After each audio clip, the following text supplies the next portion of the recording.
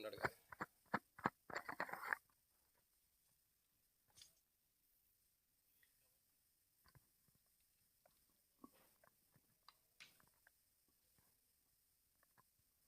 సరే, దాదాపు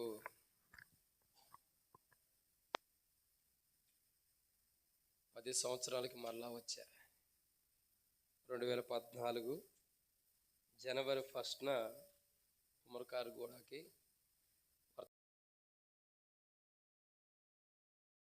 ఎన్ని సంవత్సరాలు? దాదాపు 2014 అంటే ఇది ఎన్నో సంవత్సరం? అంటే ఎన్ని సంవత్సరాలు? 10 years. బా, ఈ 10 yearsలో ఎంతో సన్నిహితం ఉంది కానీ మందిరానికి అయితే రాలా. ఇంకా దేవుని యొక్క కృప, 10 సంవత్సరాల తర్వాత దేవుడు తీసుకొచ్చాడు. 10 సంవత్సరాల క్రితం యవనొస్తుండి, ఇప్పుడు కొద్దిగా వయసు అయిపోయింది.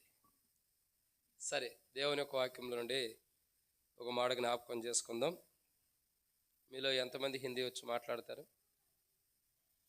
హిందీ మాట్లాడే వాళ్ళు ఎంతమంది ఉండారా లేరా? వచ్చా? వస్తే మరి మీరు ట్రాన్స్లేషన్ చేద్దారు అందుకని. సరే రండి, దేవుని యొక్క వాక్యంలో నుండి మరొక మాట జ్ఞాపకం చేసుకుంటూ వద్దాం. ఈ క్రిస్మస్ సందర్భంలో సహజంగా మనం అందరం కూడా కొన్ని వాక్యాలను జ్ఞాపకం చేసుకుంటూ వస్తాం.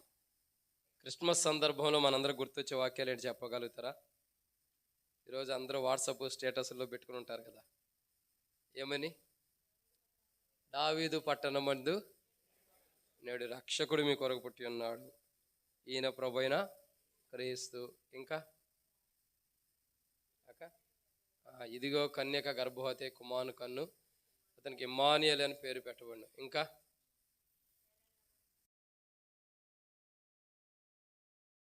స్కూల్ పిల్లలకు కానీ కంటత వాక్యాలు ఎట్లా ఉంటాయో, క్రిస్మస్ వస్తే మనకు న్యూ ఇయర్ సందర్భంలో హ్యాపీ న్యూ ఇయర్ అని ఎట్లా చెప్పుకుంటాం, అట్లాగే క్రిస్మస్ సందర్భంలో కూడా కొన్ని వాక్యాలు మనందరూ కూడా ఎలాంటివి అంటే చాలా అనుకూలమైన విధానాలు ఉంటాయి.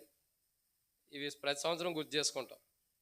అయితే ఇక్కడ మనం ఒక మాటను చూస్తాం ప్రియులారా, దేవుని యొక్క వాక్యంలో నుండి ఒక చక్కటి మాట. నేను ఎక్కువసేపు వర్తమానం చెప్పను కానీ క్లుప్తంగా కొన్ని నిమిషాలు చెప్తాను. మళ్ళీ తర్వాత మెసేజ్ ఉంది కాబట్టి, ప్రభుని ఆరాధించాలి కాబట్టి కొన్ని నిమిషాలు రండి. దేవుని యొక్క వాక్యం నుండి కీర్తనల గ్రంథము 78. ఇక్కడ దేవుని యొక్క వాక్యాన్ని చూస్తున్నట్లయితే బైబిల్లో కొన్ని విషయాలు మనం చూస్తూ వచ్చాం.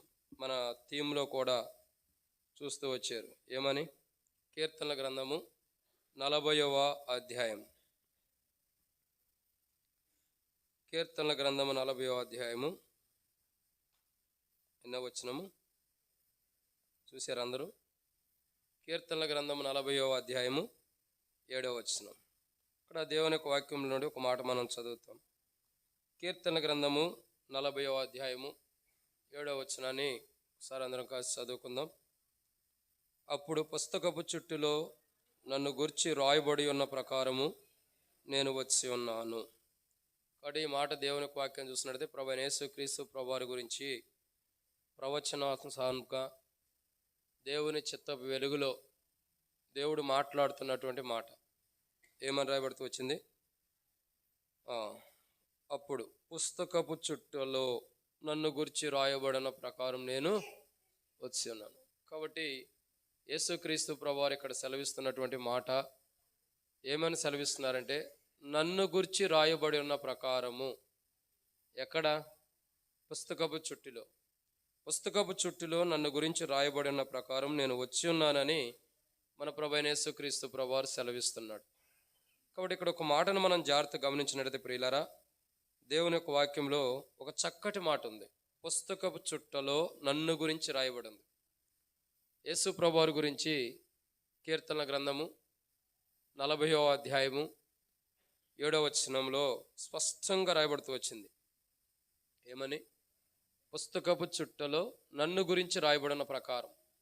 పుస్తకపు చుట్టలో ఏమనుంది? ప్రభువైన యేసుక్రీస్తు ప్రభువారిని గురించి రాయబడి ఉంది. ఏమని పుస్తకపు చుట్టూలో రాయబడి ఉందంటే బైబిల్లో కొన్ని విషయాలు ఉన్నాయి. ఎందుకంటే ఆయన ఏమనైతే రాయబడి ఉందో దాని ప్రకారం ఈ లోకానికి వచ్చాడు. బైబిల్లో ఏవైతే రాయబడి ఉందో దాని ప్రకారం ఈ లోకానికి యేసుక్రీస్తు ప్రభువారు వచ్చిన అనుభవాన్ని మనం చూస్తూ వస్తున్నాం. కాబట్టి ప్రియులారా, దేవుని యొక్క వాక్యాన్ని జాగ్రత్తగా గమనించినట్లయితే యేసుక్రీస్తు ప్రభువారు పుస్తకపు చుట్టిలో ఆయన గురించి రాయబడినట్టు ఆయన వచ్చాడు. ఆయన గురించి ఏమని రాయబడుతూ వచ్చిందంటే చాలా విషయాలు ఉన్నాయి. కానీ ఒక విషయం చూద్దాం, అది ఆరాధన కొరకే చూద్దాం రండి. దాంట్లో మొదటి మాటని మనం జ్ఞాపకం చేసుకుందాం. యేసు ప్రభువారి గురించి పుస్తకపు చుట్టూ ఏమని రాయబడుతూ వచ్చింది? 2వ సమూయేలు గ్రంథము 7వ అధ్యాయము 14వ వచనం. 2వ సమూయేలు గ్రంథము 7వ అధ్యాయము 14వ వచనం.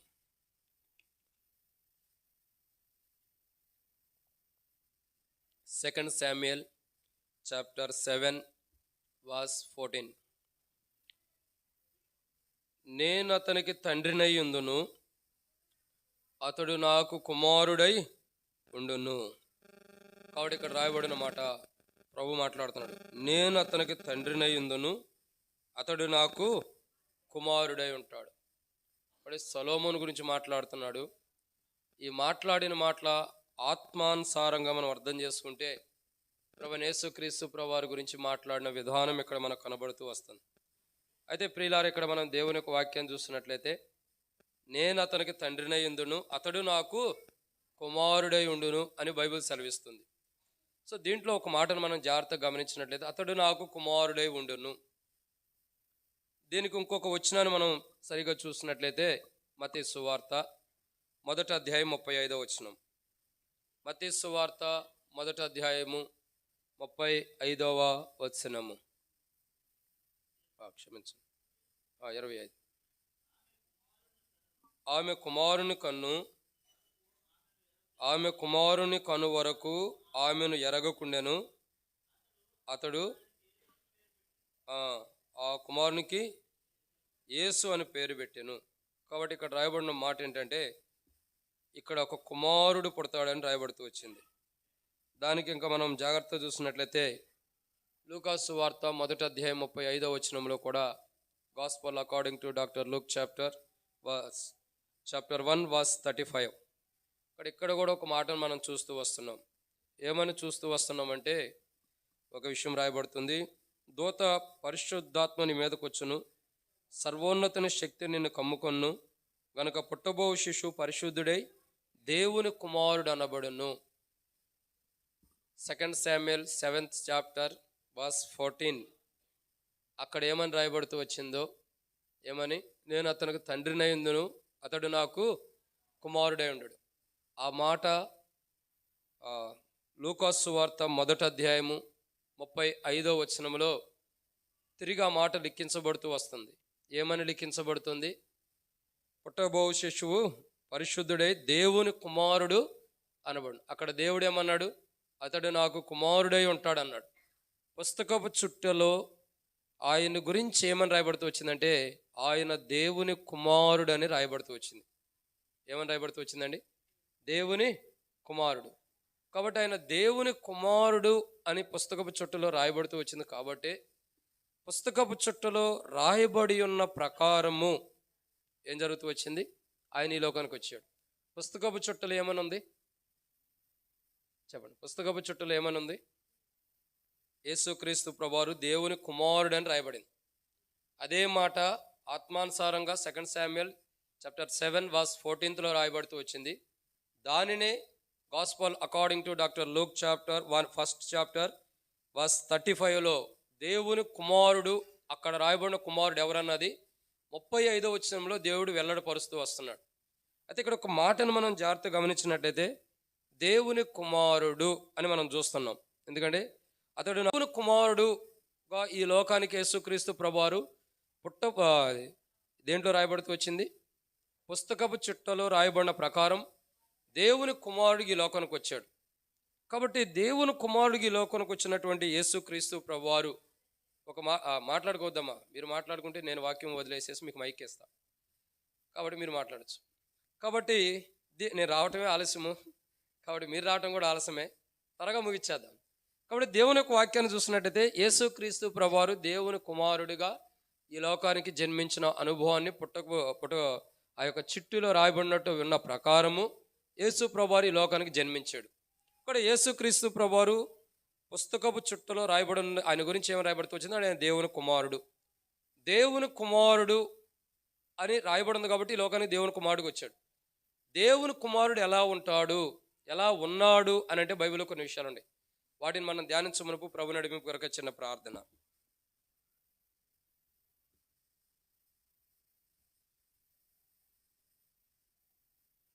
ప్రేమ కలిగిన పరలోకపు తండ్రి, పరిశుద్ధుడు అయిన దేవ, ప్రభు అయిన యేసుక్రీస్తు ప్రభువారి యొక్క పరిశుద్ధమైన నామను బట్టి మీకు వందనములు.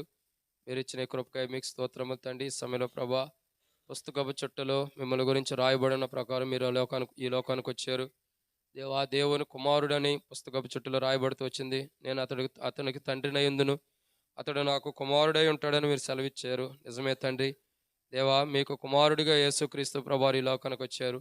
కాబట్టి ప్రభా, ఈ లోకానికి వచ్చిన మీ కుమారుడు ఎలా జీవించాడో ఆయన యొక్క జీవితాన్ని ఒకసారి స్మరణకు తెచ్చుకుంటూ స్తుతించడానికి, ఆరాధించడానికి మీరు సమయం దయచేయమని ప్రార్థిస్తూ, వాక్యం ధ్యానించడానికి నేను బలహీనుడిని అనుకుంటున్నా. దాసుడు యజమానుడి వైపు చూసినట్లు, దాసురాలు కనులు యజమానుల వైపు చూసినట్లు మా కనులు మీ వైపు వీక్షిస్తానుగా మీరే సహాయం గురించి మహిమ పొందండి. నీ ప్రజల పక్షాన నీకున్న దయ చొప్పున దయచేరికి వాక్యం అందిస్తానికి అర్హత లేని వాడిని దేవా, నేను బలహీనుడిని ఒప్పుకుంటూ దాసుడి కనులు యజమానుడి వైపు చూస్తున్నట్లు, దాసురాలు కనులు యజమానుల వైపు చూస్తున్నట్లు మా కనులు మీ వైపు వీక్షిస్తుండగా మీరే సహాయం గురించి మహిమ పొందమని, నీ ప్రజల పక్షాన నీకున్న దయ చొప్పున దయతో నన్ను జ్ఞాపకం చేసుకోమని మీ ప్రియకుమారుడు మా ప్రభును మా రక్షకుడైనటువంటి ప్రభు యేసుక్రీస్తు ప్రభువారి యొక్క పరిశుద్ధమైన నామం పేరటి విశ్వాసంతో స్తుతించి ప్రార్థించి అడిగి పెట్టుకుంటున్నాం తండ్రి, ఆమేన్. కాబట్టి దేవుని యొక్క వాక్యాన్ని చూస్తున్నట్టయితే ప్రియులరా, కొన్ని విషయాలు ఇక్కడ బైబిల్లో రాయబడుతూ వచ్చినాయి. ఏమని? పుస్తకపు చుట్టిలో ఆయన గురించి రాయబడి ఉన్నట్లు ఆయన వచ్చిన అనుభవాన్ని మనం చూస్తూ వస్తున్నాం. కాబట్టి ఇక్కడ మనం చూస్తున్నట్లయితే ఒక కోణాన్ని చూస్తున్నాం. పుస్తకపు చుట్టిలో ఏమని రాయబడుతూ వచ్చింది? దేవుని కుమారుడు. కాబట్టి పుస్తకపు చుట్టిలో మనం చూసినటువంటి మాట ఏంటంటే దేవుని కుమారుడని రాయబడుతూ వచ్చిన అనుభవాన్ని బైబిల్లో మనం చూస్తూ వస్తున్నాం.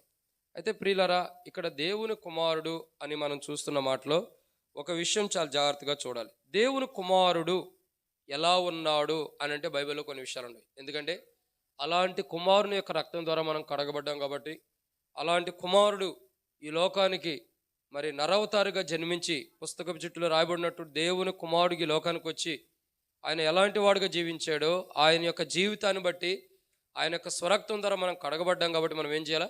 ప్రభుని ఆరాధించాలి. కాబట్టి మొదటి మాటని ఇక్కడ మనం చూద్దాం రండి. దేవుని యొక్క వాక్యం చూసినట్లయితే చుట్టూలో ఆయన గురించి ఏమని రాయబడుతూ వచ్చింది అని అంటే, ఏమని రాయబడుతూ వచ్చింది? దేవుని కుమారుడు అని రాయబడుతూ వచ్చింది. దేవుని కుమారుడు ఎలా ఉంటాడు అని అంటే మొదటి మాటను చూద్దాం రండి.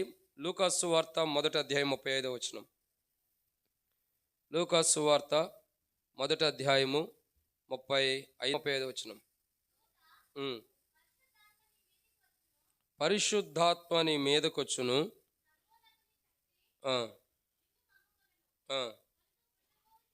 పుట్టబో శిశువు చాలా. కాబట్టి ఇక్కడ దేవుని యొక్క వాక్యాన్ని చూస్తున్నట్టయితే మొదటి మాటని ఇక్కడ చూస్తున్నాం.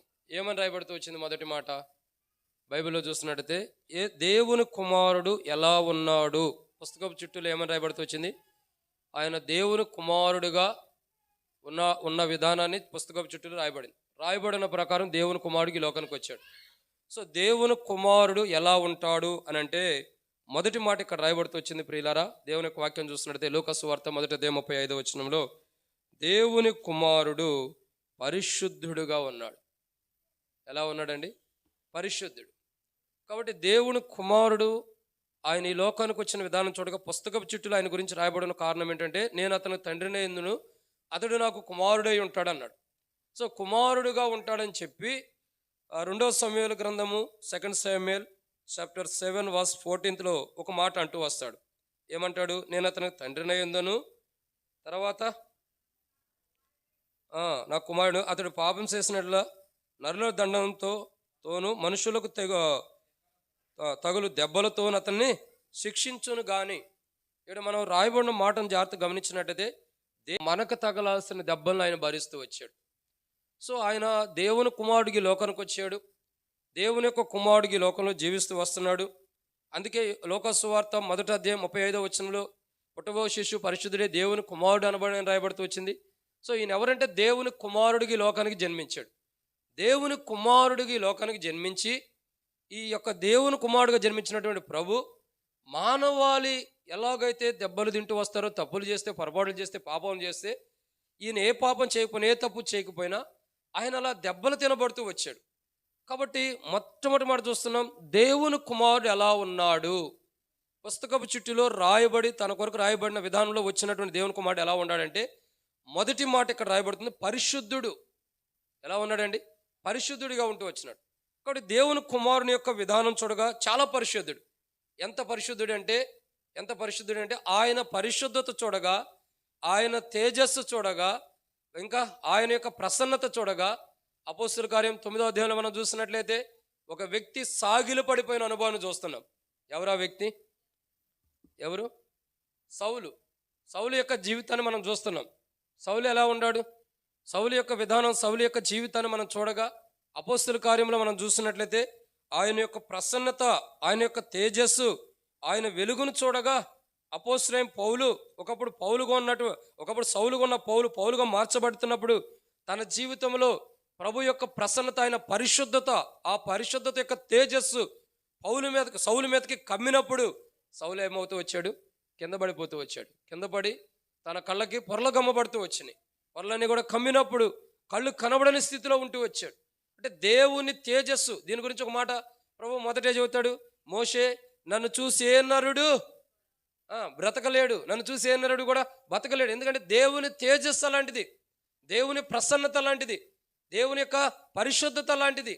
కాబట్టి ఎవరు సమీపించరాని తేజస్సులో ఆయన మాత్రం ఉండి అమరత్వాన్ని కలిగిన దేవుడిగా మనం చూస్తూ వస్తున్నాం. అంటే అర్థం ఏంటి?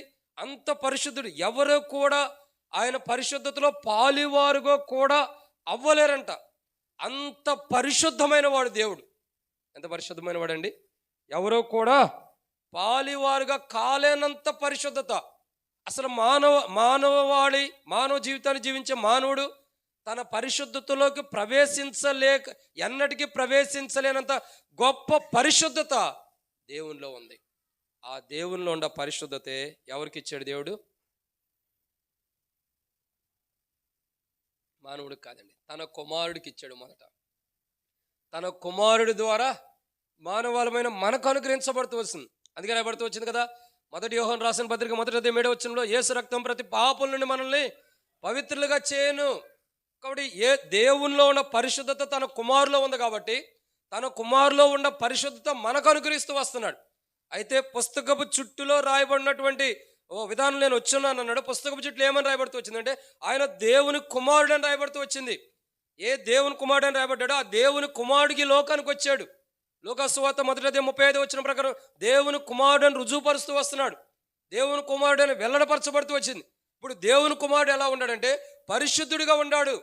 దేవుని యొక్క పరిశుద్ధత డైరెక్ట్ మనం పొందలేకపోతున్నాం కాబట్టి, దేవుని యొక్క పరిశుద్ధతను డైరెక్ట్గా మనం పొందలేని స్థితిలో ఉన్నాం కాబట్టి, దేవుడే తన కుమారుని లోకానికి పంపి తన యొక్క పరిశుద్ధత కుమారులో నింపి ఆ పరిశుద్ధత కుమారులో ఉన్న పరిశుద్ధత మనకు అనుగ్రహిస్తూ వస్తున్నాడు.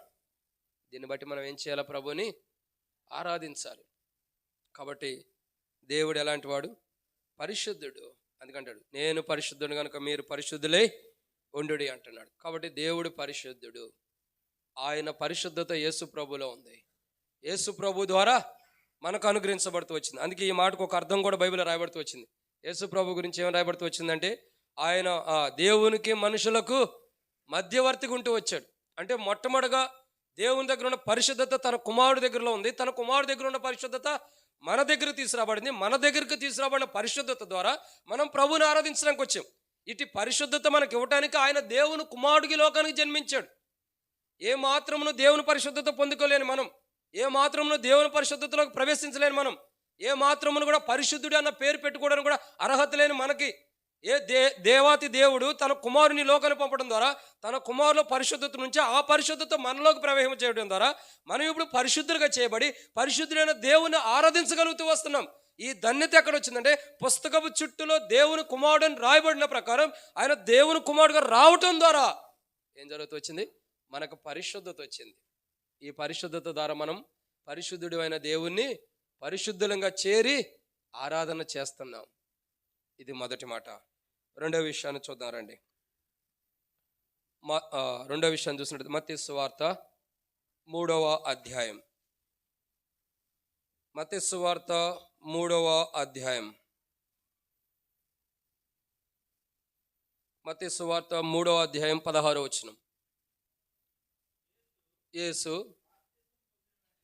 యేసు బాప్తిస్మము పొందిన వెంటనే నీళ్ళల్లో నుండి ఒడ్డునకు వచ్చెను. ఇదిగో ఆకాశం తెరవబడెను, దేవుని ఆత్మ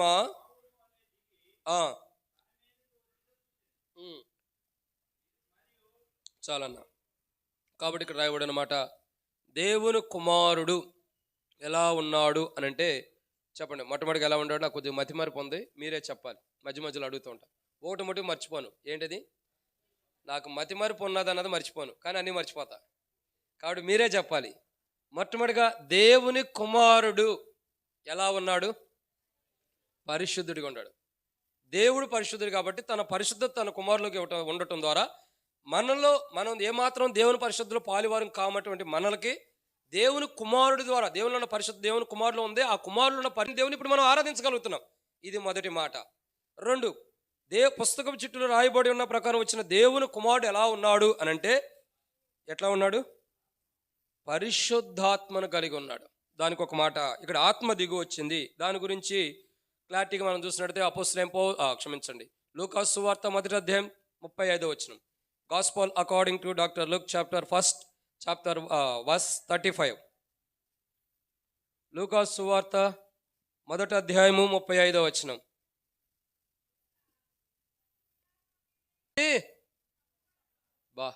చివర్లో కూర్చున్న అక్క చదువుతుంది. ముంగటుండే వాళ్ళందరూ మరి ఏమయ్యారు? బైబిల్ తీయలేదా? చివర్లో కుర్చీలో కూర్చొని అక్క చదువుతుంది, ఎంత శ్రద్ధగా చదువుతుందో. కాబట్టి మనం ఏం చేయాలి? చాలా స్పీడ్గా చదవాలి. మా మందిరంలో అదే చదివితే నేను వాక్యం చెప్పేది నేను ఎంత స్పీడ్గా ఉంటాను, చదివేవాళ్ళు కూడా అంత స్పీడ్గా ఉండాలి. వాళ్ళు నీరసంగా ఉంటే మనం కూడా వాక్యం కూడా నీరసంగా ఉంటుంది. కాబట్టి స్పీడ్గా ఉండాలి.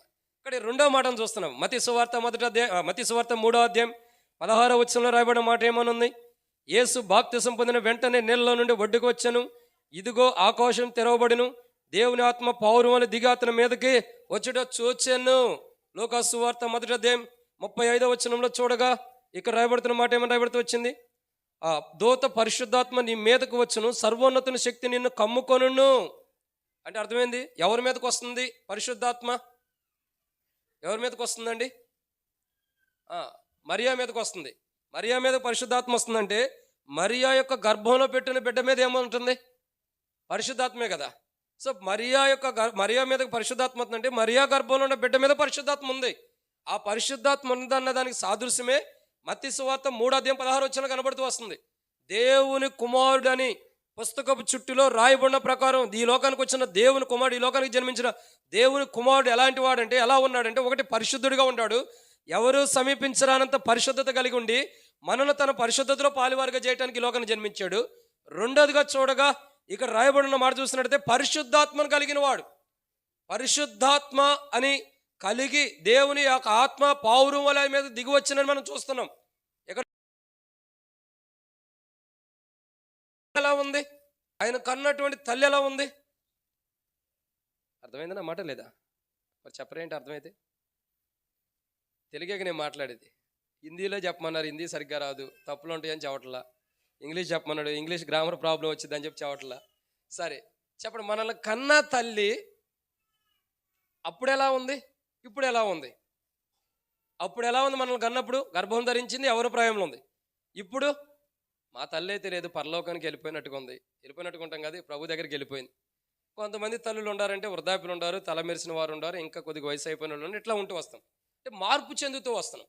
కానీ ఇక్కడ మనం దేవుని యొక్క వాక్యం చూస్తుంటే మరియా యొక్క జీవితం చూడగా యేసుక్రీస్తు ప్రభువారికి జననమిచ్చేటప్పుడు ఆమె పరిశుద్ధాత్మ అనేటటువంటి పరిశుద్ధాత్మను పొందుకున్న అనుభవం ఉంది. ఇక్కడ ఆమె పొందుకున్న తర్వాత ఆమె గర్భంలో ఉన్న బిడ్డ ఎలా ఉన్నాడు? పరిశుద్ధాత్మను కలిగి ఉన్నాడు. ఇక్కడ యేసుక్రీస్తు ప్రభువారి దేవుని కుమారుడికి లోకంలో ఎలా ఉన్నాడంటే పరిశుద్ధాత్మను కలిగి ఉన్నాడు. ఏం కలిగి ఉన్నాడండి? పరిశుద్ధాత్మను. ఇదే దావీదు రాజు అంటాడు, కీర్తన గ్రంథం 51వ అధ్యాయం అంటాడు కదా, అయ్యా నీ పరిశుద్ధాత్మను నా యొద్ద నుండి తీసివేయమన్నాడా? ఎక్కడ రాయబడి ఉంది అక్క? 51వ అధ్యాయము, 51వ అధ్యాయం 11వ వచనం. నీ సన్నిధిలో నుండి నన్ను త్రోసివేయకుము, నీ పరిశుద్ధాత్మ నా యొద్ద నుండి తీసివేయకుము. అది పరిశుద్ధాత్మ మానవుడికి లేకపోతే ఏమైతే తెలుసా? దేవుని సన్నిధిలో నుండి త్రోసివేయబడతాడు. మానవుని యొక్క జీవితంలో పరిశుద్ధాత్మ లేకపోతే, మానవుని యొక్క జీవితంలో పరిశుద్ధాత్మ అనుగ్రహించబడపోతే, మానవుని జీవితంలోకి పరిశుద్ధాత్మ రీతిలో యేసుప్రభువు అంటాడు. ఏమని చెప్తాడు తెలుసా? ఒక తండ్రి తన కుమారుని కొరకే పెండ్లి విందు సిద్ధపరిచినప్పుడు రాజమార్గంలోకి వెళ్ళి పిలువబడిన అనేక మందిని పిలుస్తూ వస్తారు. పిలిచినప్పుడు అనేకులు వస్తున్నారా? పిలువబడిన వారు ఎవరు? అలా ఏర్పరచబడిన కొందరే ఉన్నారు. వారిని తీసుకుని వచ్చారు. వాళ్ళలో ఒక వ్యక్తి ఉన్నాడు ఆ విందులో. ఎవరా వ్యక్తి? పెండ్లి వస్త్రము లేనటువంటి వ్యక్తి. ఆ పెండ్లి వస్త్రం లేనటువంటి వ్యక్తిని చూసి అంటాడు కదా, కుమారుడా నీకు పెండ్లి వస్త్రము లేవు, కాబట్టి నువ్వు ఎలాగొచ్చావు ఇక్కడికి? స్నేహితుడా ఎలా వచ్చావని చెప్పి వీడిని తీసుకెళ్ళి కాళ్ళు చేతులు కట్టి వెలుపడపడేయండి. అక్కడ ఏముంటుంది? ఏడుపు పెడబొబ్బులు, అంటే అగ్ని ఆరదు పురుగు చావని ప్రాంతం అది. మానవుడి జీవితంలో పరిశుద్ధాత్మ అనే వరము, పరిశుద్ధాత్మ మానవుడి జీవితంలో లేనప్పుడు, పరిశుద్ధాత్ముడు మానవుల్లోకి రానప్పుడు, పరిశుద్ధాత్ముడు మానవుల్లో నివసించినప్పుడు మానవుని యొక్క జీవితం చూడగా నిత్య నరకాగ్నిలో కాలిపోతూ ఉంటాడు మానవుడు. ఎలా ఉంటాడండి? నిత్య నరకాగ్నిలో కాలిపోతూ ఉంటాడు మానవుడు. మానవుని యొక్క జీవితంలో పరిశుద్ధాత్మ మానవుల్లో లేకపోతే నిత్య నరకాగ్నిలో మానవుడు కాలిపోయేవాడుకుంటున్నాడు. బైబిల్ చెబుతున్నటువంటి రెండో కోణం ఏంటంటే, యేసుక్రీస్తు ప్రభువారు ఈ లోకంలో దేవుని కుమారుడుగా ఎలా ఉన్నాడంటే, ఒకటి పరిశుద్ధుడిగా ఉన్నాడు. మనం ఆయన పరిశుద్ధతలో పాలివారు కాలేం కాబట్టి తన పరిశుద్ధత ద్వారా మనల్ని ఆయన పరిశుద్ధతలో పాలివారుగా చేస్తున్నాడు. 2, దేవుని కుమారుడు ఈ లోకానికి ఎలా జన్మించాడు, ఎలా ఉన్నాడు? జన్మించిన కుమారుడు అంటే పుస్తకపు చుట్టూలో రాయబడినట్టు వచ్చి ఉన్నాడు దేవుని కుమారుడుగా. ఆ దేవుని కుమారుడు ఎలా ఉన్నాడు అంటే, ఒకటి పరిశుద్ధుడిగా ఉన్నాడు, రెండోదిగా చూడగా పరిశుద్ధాత్మను కలిగి ఉన్నాడు. పరిశుద్ధుడిగా ఉండటం ద్వారా దేవుని సన్నిధిలో ప్రవేశించి దేవుని ఆరాధిస్తున్నాం. పరిశుద్ధాత్మ ఉండటం ద్వారా దేవుని సన్నిధి నుంచి మనం వెలువైపట్ల. ఏ పరిశుద్ధాత్మ అయితే యేసుప్రభులో ఉందో, ఏ పరిశుద్ధాత్మ అయితే ఆయన మీదకు పావును వల్ల దిగి వచ్చిందో, ఏ పరిశుద్ధాత్మ అయితే యేసుప్రభు వారు జన్మించే మునుపు తన తల్లి మీదకి పరిశుద్ధాత్మ కమ్ముకుంటూ వచ్చిందో, ఆ పరిశుద్ధాత్మని ప్రభువైన యేసుక్రీస్తు ప్రభువారు ఆయన సిలువ కార్యం ద్వారా, ఆయన మరణ భూస్థాపం ద్వారా, ఆయన జననం ద్వారా, ఆయన ఈ లోకానికి జన్మించడం ద్వారా, ఆయన జన్మించిన జన్మను బట్టి పాపంలో జీవిస్తున్న మనకి, అపవిత్రతలో ఉన్న మనకి, లోకంలో ఉన్న మనకి, ఈ లోకంలో జీవిస్తూ పాపపు జీవపు డంబపోటులో జీవిస్తున్న మనలోకి పరిశుద్ధాత్మ ప్రవేశించబడుతూ వచ్చింది. ఏం చేయబడుతూ వచ్చిందండి? పరిశుద్ధాత్మ ప్రవేశింపజేయబడుతూ వచ్చింది. ఇప్పుడు రక్షణ, మారుమనసు, బాప్తిసం పొందిన ప్రతి క్రైస్తవుల్లో పరిశుద్ధాత్మ అనే వరం మనకి ఇవ్వబడుతూ వస్తుంది. పరిశుద్ధాత్మ అనే వరాన్ని మనం పొందుకుంటూ వస్తున్నాం. ఎలాగంటే ఆయన మొట్టమొదటిగా దేవుని కుమారుడు ఎలా ఉన్నాడు? పరిశుద్ధుడిగా ఉన్నాడు. ఆయన దేవుని యొక్క పరిశుద్ధతలో పాలివాడిగా చేస్తున్నాడు. 2, పరిశుద్ధాత్మను కలిగి ఉన్నాడు కాబట్టి దేవుని సన్నిధి నుంచి మనం వెలువేయబడుకోకుండా దేవుణ్ణి ఆరాధించే వారుగా సిద్ధపరుస్తున్నాడు. పరిశుద్ధాత్ముడు ఏం చేస్తాడండి? పరిశుద్ధాత్ముడు చేసే పని ఏంటో చెప్పండి, మీకు తెలిసిన కొన్ని మాటలు. ఎందుకంటే ఓమరకాను కూడా విశ్వాసులు చాలా అనుభవం కలిగిన వాడు. కొత్తగా వచ్చేవాళ్ళు కాదు, పాతవాళ్ళ సంగతి నేను చెబుతున్నా. చాలా అనుభవం కలిగిన పిల్లలు కూడా, కూర్చున్న పిల్లలు కూడా, కీబోర్డ్ వేసేవాళ్ళు, తబలా కొట్టేవాళ్ళు, వీళ్ళందరూ కూడా చాలా అనుభవం కలిగిన వాళ్ళు. కాబట్టి మీరు చెప్పాలి, పరిశుద్ధాత్ముడు ఏం చేస్తాడు? ఎలాంటి వాడు?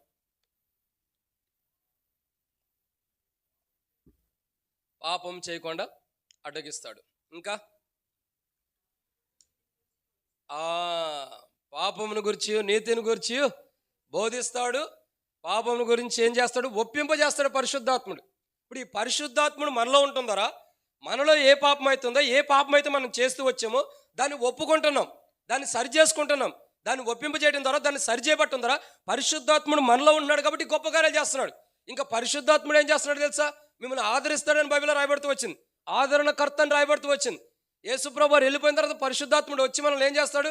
ప్రతి విషయంలో ఆదరించేవాడు ఉంటాడు. ఇప్పుడు ఈ ఆదరణకర్త ఈ లోకానికి రావడానికి కారణం ఎవరు?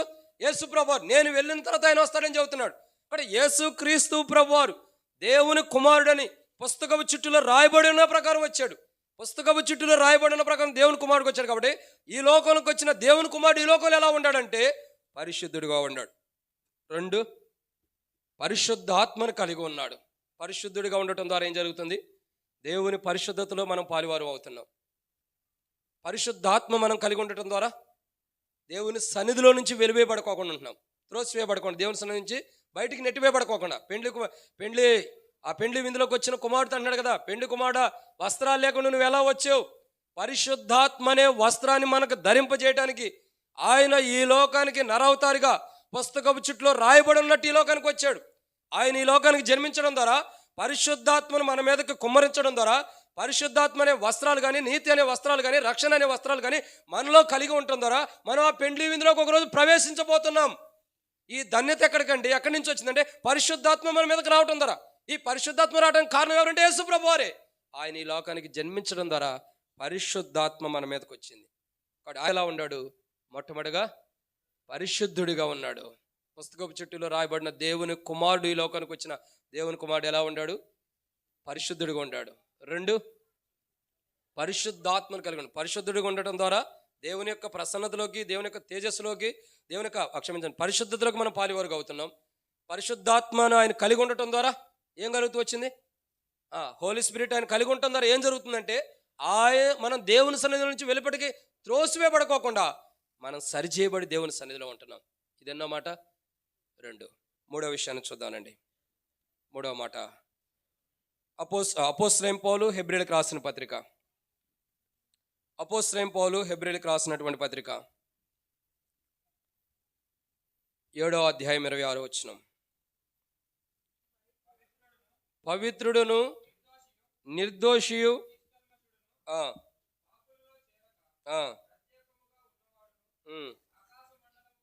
అలా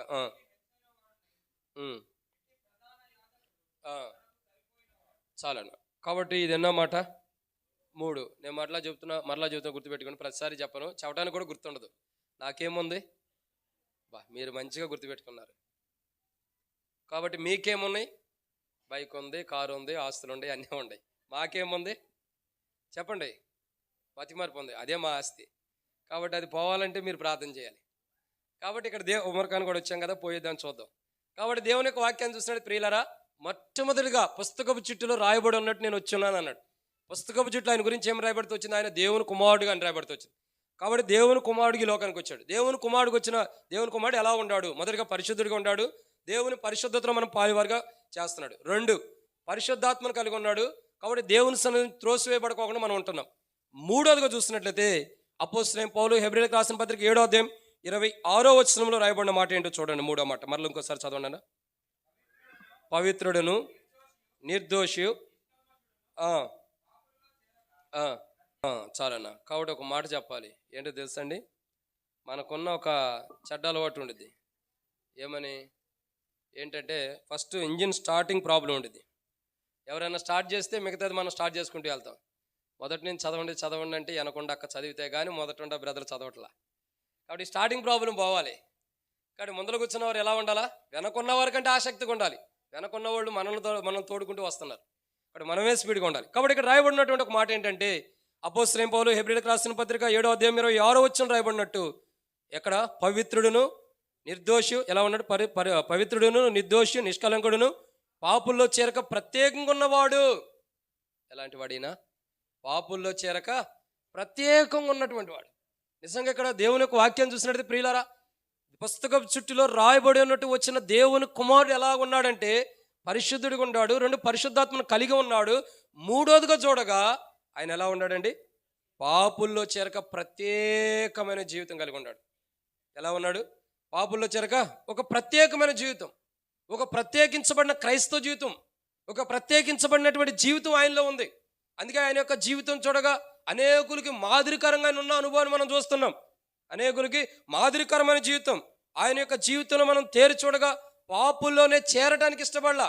పాపుల్లో చేరక ప్రత్యేకంగా ఉన్నాడు. కానీ పాపులు ఎక్కడ ఉన్నారు? వారితో పాటు నివసించాడు. యేసుప్రభువారి గురించి ఒక మాట అంటారు కొంతమంది వచ్చి, పరిసయ్యులు శాస్త్రులు. ఏమని అన్నాడు? ఏంటి దేవుని కుమారుడు అయ్యిండు కూడా పాపులతో పాటు కూర్చుని భోజనం చేస్తున్నాడు ఏంటి? వాళ్ళతో పాటు కూర్చున్నాడు ఏంటి? పాపులతో పాటు ఎందుకు కూర్చున్నాడని చాలా మంది పరిసయ్యులు శాస్త్రులు అంటూ వస్తున్నారు. ఎందుకంటున్నారు?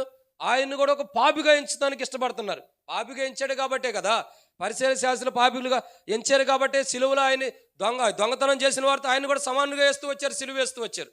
ఎందుకంటే ఆయన కూడా దొంగగా ఎంచాడు. దొంగతనం చేసిన వాడు పాపి అని బైబిల్ అంటుంది. కాబట్టి ఆయన కూడా పాపులుగా చేరుస్తూ వచ్చారు. కానీ బైబిల్ రాయబడుతూ వచ్చింది కదా, ఆయన పాపులతో కూర్చున్న, ఆయన పాపులతో నివసిస్తున్న, ఆయన పాపం చేసేవారితో ఉన్నప్పుడు కూడా ఆయన ప్రత్యేకంగా ఉన్నాడు.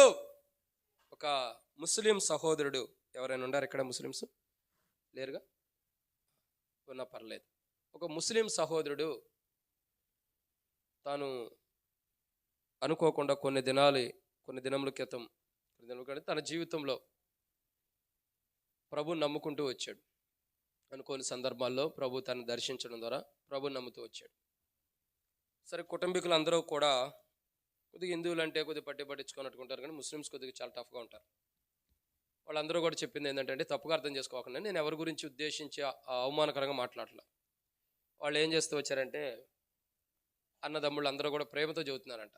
ఏమనంటే, అయ్యా మరి నువ్వు మన మతము అన్నీ మానేసేసి యేసుప్రభుని నమ్ముకున్నావు కదా, నీకు ఒక్క మాట చెబుతా, దాన్ని బట్టి నువ్వు నిజంగా యేసుప్రభుని వెంబడించాలో వద్దో, మరి మనం వెళ్ళే ప్రవక్తని, మనం వెళ్ళే దేవుని వెంబడించాలో నువ్వు డిసైడ్ చేసుకోమని చెప్పి ప్రభువుని నమ్మినటువంటి సహోదరుడికి ఒక అన్న ఉన్నాడు. అన్న చెబుతున్నాడు, ఏమని, నీ ఇష్టం, నేను చెప్పే మాట విన్న తర్వాత నువ్వు దేవుణ్ణి నమ్మాలా, ప్రభువుని నమ్మాలా వద్దా, లోపలికి రండి అక్క, ప్రభువుని నమ్మాలా వద్దా, ఏం చేయాలో వద్దా అన్నది మీరే డిసైడ్ చేసుకోండి అని చెప్పి చెబుతూ వస్తున్నాడు. పెద్దలైన వారు కొద్దిగా బయట కుర్చీ చేసుకుని ఒకరు కూర్చోండి, వచ్చిన వాళ్ళు కొద్దిగా లోపల పంపండి, తప్పు కనుకోకుండా మిమ్మల్ని బయట పంపుతున్నందుకు క్షమించండి. కాబట్టి ఏం జరుగుతూ వచ్చిందంటే, అడుగుతూ వచ్చారు. ఎవరు సహోదరుడు అడుగుతున్నాడు, రక్షించబడిన సహోదరుడికి అన్నున్నాడు, ఆయన అడుగుతున్నాడు, నేను ఒక క్వశ్చన్ అడిగితే దానికి సమాధానం చెప్పమని. సరే అడుగన్నా అన్నాడు. ఏంటి ఆ ప్రశ్న అంటే, క్రైస్తవులకి బైబుల్ ఎక్కడ పెడతారో మీకు తెలుసా? ఏమని అడిగారు? క్రైస్తవులు బైబిల్ ఎక్కడ పెడతారో నీకు తెలుసా? చెప్పన్నా, నువ్వే చెప్పన్నా అన్నాడు. పిల్లలు మీరు కూర్చోండి అమ్మ, చాలా ఇంపార్టెంట్. ఏమి చెవులో పెట్టుకు వచ్చి ఒకడికి తీసే ఇది ప్లే గ్రౌండ్ కాదు, పరిశుద్ధ స్థలం. చాలా జాగ్రత్తగా ఉండాలి. నిక్కర్లు వేసుకొచ్చావు, ప్యాంట్ వేసి రాలేదు, జాగ్రత్తగా ఉండాలి. కాబట్టి దేవుని యొక్క వాక్యాన్ని చూసినట్లయితే, ఆ సహోదరుని యొక్క రక్షించబడిన సహోదరుని యొక్క అన్న అడుగుతున్నాడు, క్రైస్తవులు బైబిల్ ఎక్కడ పెడతారో నీకు తెలుసా? సరే నువ్వు చెప్పన్నా. చెప్పిన మాట ఏంటి తెలుసా? క్రైస్తవులకి బైబిల్ అంటే లెక్క లేదు. ఎక్కడ పడితే అక్కడ పెట్టేస్తారు. మన పిల్లలు కూడా చూడండి, బైబిల్ అక్కడే పెడతాం, ఇక్కడే పెడతాం, బైబిల్ దాటుకుంటూ నడుచుకుంటూ వెళ్తారు. మనం కూడా ఒక్కోసారి ఏం చేస్తాం, బైబిల్ దాటుకుంటూనే వెళ్తాం. బైబిల్ అంటే అంత విలువైనది. బైబిల్ కొండ పేరు ఎక్కడా లేదు, ఏ గ్రంథానికి కూడా. ఏంటి ఆ పేరు? ఆ పరిశుద్ధ గ్రంథాన్ని మనం కాలు దాటుకుంటూ వెళ్తాం. చూడండి మన పిల్లలు అదిగా చెప్తూనే ఉన్నాం, దాటుతూనే వస్తున్నాడు. అట్లాగుండేది మన జీవితాలు. అట్లా అడుగు చెప్తూ వచ్చాడంట, క్రైస్తవులకి బైబిల్ చదువుతారు, బైబిల్లో వాక్యాలు వింటారు, బైబిల్ చూస్తారే కానీ బైబిల్ అంటే భయం లేదు. ఎక్కడ పడితే అక్కడ బైబిల్ పట్టేస్తారు. అటువంటివి క్రైస్తవుల దగ్గరికి వెళ్ళి ఆ బైబిల్లో రాయబడినటువంటి యేసు ప్రభుని నువ్వు నమ్మేవా? ఒక రకంగా ఆయన చెప్పింది ఏంటంటే, యేసు ప్రభుని కాళ్ళతో తొక్కే క్రైస్తవుల దగ్గరే నువ్వు యేసు ప్రభుని నమ్మేవా అని ప్రశ్నిస్తూ వచ్చాడంట. అప్పుడు రక్షణ పొందినటువంటి ముస్లిం సహోదరుడు చెప్పిన మాట ఏంటో తెలుసా? జాగ్రత్తగా వినండి, పిల్లలతో ఆడుకోవద్దమ్మా. పిల్లలతో ఇవ్వాలి కాదు, రేపు పొద్దునైనా ఆడుకుందరు. ఈ మాట రేపు పొద్దున రాదు. ఒక మాట అంటూ వచ్చాడు, అన్నా నువ్వు చెప్పింది మంచిదే, క్రైస్తవులకి కొందరికి తెలియక బైబిల్ ఎక్కడ పడితే అక్కడ పెడతారు, పిల్లలకు తెలియక బైబిల్ దాటుకుంటూ వెళ్తారు. కానీ ఒక మాట చెప్పమంటావా? ఈ బైబిల్ తీసుకెళ్ళి ఎక్కడ పెడితే అక్కడ పరిశుద్ధత ఉంటుంది. పాపంలో ఉండేవాడి దగ్గర బైబిల్ పెట్టు, పరిశుద్ధత వచ్చేసింది. అపవిత్రమైన వాడి దగ్గర బైబిల్ పెట్టు, పరిశుద్ధత వచ్చేసింది. ఒక వ్యభిచారి దగ్గర బైబిల్ పెట్టు, జీవితం మార్చబడింది. ఈ బైబిల్లో ఉండ ప్రభు అంత గొప్పవాడు. మీరు భౌతికమైన విధానాన్ని చూస్తున్నారు. అంటే కొందరు మనుషులు, కొందరు విశ్వాసులు, కొందరు దేవుని బిడ్డలు బైబిల్ అంటే లెక్కలేని జీవితాన్ని నువ్వు చూస్తున్నావు. కానీ ఈ బైబిల్లో ఉండ దేవుని నువ్వు చూడు. ఈ బైబిల్ పేరే పరిశుద్ధ గ్రంథం. ఎక్కడ పెడితే అక్కడ పరిశుద్ధత. బహుశా క్రైస్తవులకు తెలుసో తెలియక ఎక్కడ పడితే అక్కడ పడేస్తున్నారేమో. వాళ్ళు ఎక్కడ పెట్టినా ఈ బైబిల్ ఎలాంటిది? పరిశుద్ధతే. ఒక్కసారిగా రక్షించబడిన వ్యక్తి మాట చెప్పేదలికి తన అన్న నోట్లో నుండి మాటలు రావట్లా. ఇలాంటి సమాధానం ఎవరైనా చెబుతారు అనుకుంటారా? ఏదో తెలియజేస్తున్నారో, పొరపాటు చేస్తున్నారో ఇలాంటివి చెబుతారు అనుకుంటారు. ఈ బైబిల్ ఎక్కడ పెడితే అక్కడ పరిశుద్ధత ఉంది. ఈ బైబిల్ ఇప్పుడు ఎక్కడ ఉండాలా? మన హృదయంలో ఉండాలి. అందుకే భక్త్ సింగ్ గారు అంటాడు, ఈరోజు నువ్వు బైబిల్ చదివేవా, లేదంటే ఈరోజు బైబిల్ చదివేవా అని ఎందుకు రాయబడుతూ వచ్చింది? బైబిల్ మన హృదయంలో ఉండాలి. బైబిల్ చేతుల్లో కాదు, మన ఎదుటి కాదు, హృదయంలో. బైబిల్ హృదయంలో ఉంటే ఆ బైబిల్లో ఉన్న దేవుని యొక్క పరిశుద్ధత మనలో ఉంటుంది. అయితే ఇక్కడ నేను చెప్పదలిచేది ఏంటంటే, ఆయన ఎక్కడుండ అంటే బైబిలే మానవుడి ద్వారా పరిశుద్ధాత్మ చేత ప్రేరేపించబడి లిఖించబడిన బైబిలే ఎక్కడ పెడితే అక్కడ పరిశుద్ధత ఉంటుంటే, ఈ బైబిల్లో ఉన్న ప్రభు నరవతారిగా దేవుని కుమారుడికి లోకానికి దిగి వచ్చినప్పుడు ఆయన పాపుల మధ్యలో ఉంటే పాపులందరూ పరిశుద్ధులు అవరా? చెప్పండి. ఆయన పాపుల మధ్యలో ఉంటే పాపులందరూ పరిశుద్ధులు అవరా? ఒక వ్యభిచారం చేసిన స్త్రీ దగ్గర ప్రభు ఉన్నాడు. ఆమె ఏమైంది చెప్పండి? వ్యభిచారం చేసిన స్త్రీ అక్కడ ఉంది, పట్టుబడి ఉంది యేసు ప్రభు దగ్గర. ఆ స్త్రీ దగ్గర ప్రభు నిలబడి ఉన్నాడు. ఏమైంది? ఆమె పరిశుద్ధపరచబడింది. అంటున్నదిగా, కుమారి నీ పాపాలు క్షమించబడినాయి, ఇక నుండి విశ్వాసం గలదానివై వెళ్ళు, పాపం చేయొద్దు అంటున్నాడు. అంటే అర్థం ఏంటి? పరిశుద్ధపరచబడిన స్త్రీగా కనబడుతూ వస్తుంది. పాపులు ఎంతమంది ఉన్నా, ఎంతమందిలో ప్రభు యేసుక్రీస్తు ప్రభు నివసించినా పాపాన్ని చేయలేదు, పాపాన్ని అంటలేదు, పాపాన్ని తాకలేదు, పాపంలో లేడు, పాపంలో జీవించలేదు. ఒక ప్రత్యేకమైన జీవితాన్ని కలిగి ఉన్నాడు. ఎలా ఉన్నాడండి? ఒక ప్రత్యేకమైన జీవితం. ఆ ప్రత్యేకమైన జీవితమే ఈరోజు మనకి ఇచ్చాడు. కాబట్టి ఈరోజు మనం క్రిస్మస్ అని చెప్పి యేసు ప్రభు వారి జన్మదినమని, యేసుక్రీస్తు ప్రభు వారు ఈ లోకానికి వచ్చాడని, యేసుక్రీస్తు ప్రభు వారు లోకరక్షకుడని, యేసుక్రీస్తు ప్రభు వారు దావీదు పట్టణం మందు పుట్టాడని, యేసుక్రీస్తు ప్రభు వారు కన్యక గర్భవతి కుమారుని కన్నా ఆయన యేసు ప్రభు అని, యేసుక్రీస్తు ప్రభు వారు సమస్త మానవుల పాపాలు తీసేయడానికి లోకానికి వచ్చాడని, యేసుక్రీస్తు ప్రభు వారు తన ప్రజలు వారి పాపలను ఆయన రక్షించడం కనుక ఆయనకు యేసు అని పేరు పెట్టిందని బైబిల్ రాయబడుతూ వచ్చింది. కాబట్టి ఆయన ఈ లోకాన్ని తన ప్రజలను రక్షించడానికి వచ్చాడని మనం చెప్పుకుంటానికి గల కారణం ఏంటంటే, ఆయన ప్రత్యేకంగా ఉన్నాడు కాబట్టి ఆయన గురించి మనం చెప్పుకుంటున్నాం. ఆయన కూడా అందరిలా కలిసిపోయి ఉంటే ఆయన గురించి చెప్పుకునే వాళ్ళం కాదు. ఒక ప్రత్యేకమైన జీవితం కలిగిన వాడైనా ఆ ప్రత్యేకమైన జీవితం మనకి ఇస్తూ వచ్చాడు. దేవుని కుమారుడు గురించి పుస్తకపు చుట్టూలో రాయబడి ఉన్నట్టు, నన్ను గురించి రాయబడినట్టు, పుస్తకపు చుట్టూలో నన్ను గురించి రాయబడినట్టు నేను వచ్చి ఉన్నాను అన్నాడు. ఆయన గురించి రాయబడింది ఏంటంటే ఆయన దేవుని కుమారుడు అని. ఆ దేవుని కుమారుడు కానీ ఈ లోకానికి వచ్చాడు. వచ్చి పరిశుద్ధుడిగా ఉన్నాడు. వచ్చి ఏం చేశాడు? పరిశుద్ధాత్మను కలిగి ఉన్నాడు. వచ్చి ఏం చేశాడు? పాపుల్లో చేరక ప్రత్యేకంగా ఉన్నాడు. ఒక ప్రత్యేకమైన క్రైస్తవ జీవితాన్ని జీవిస్తూ వస్తున్నాడు. ఒక ప్రత్యేకమైనటువంటి క్రైస్తవ జీవితాన్ని జీవించి అనేకులకు మాదిరికరంగా ఉంచాడు. అదే పౌలు అంటాడు, నేను క్రీస్తుని పోలి ఉన్న ప్రకారం నన్ను మీరు పోలి నడుచుకునండి. నేను క్రీస్తుని పోలి నడుచుకున్న ప్రకారం నన్ను పోలి మీరు నన్ను పోలి నడుచుకునండి అంటున్నాడు. ఎందుకంటున్నాడు ఆ మాట? యేసు ప్రభువు ఒక మాదిరికరమైన క్రైస్తవ జీవితాన్ని ఉంచాడు. మానవాళి యొక్క జీవితంలో పాపంలో చేరక, పాపాన్ని అంటుకోకుండా, పాపంలో నివసించుకోకుండా, పాపంతో ఉండకోకుండా, ముసలమ్మ ముచ్చట్లు పెట్టుకోకుండా, అపవిత్రమైన వ్యర్థమైన ఆలోచనలు పెట్టుకోకుండా ఒక ప్రత్యేకమైన జీవితం. ఉదయమల్లా సువార్త అనేకులను స్వస్థపరుస్తూ, అనేకుల్ని రోగుల్ని వ్యాధి కలిగిన వారిని స్వస్థపరుస్తూ, సాయంకాలం రాత్రి అవంగానే వెళ్ళిపోయి ఏం చేస్తున్నాడు? ఆయన ప్రార్థన చేస్తూ వస్తున్నాడు. ఒక ప్రత్యేకమైన జీవితం.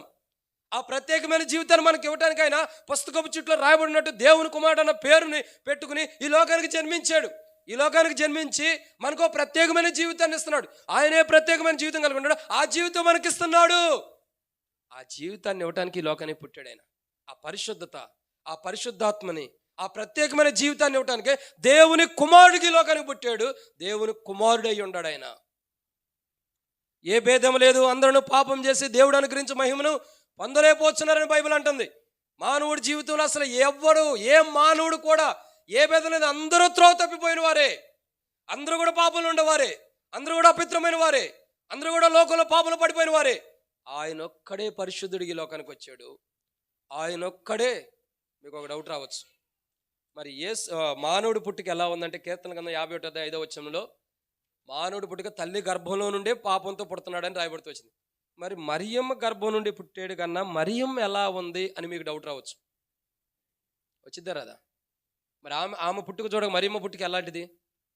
ఆమె తల్లి గర్భం నుండి తల్లిదండ్రుల కలయికలో పుట్టినామే కదా. మరి ఆమె పాపంలోనే ఒక రకంగా చెప్పాలి పాప శరీరం ధరించుకుని వచ్చింది కదా.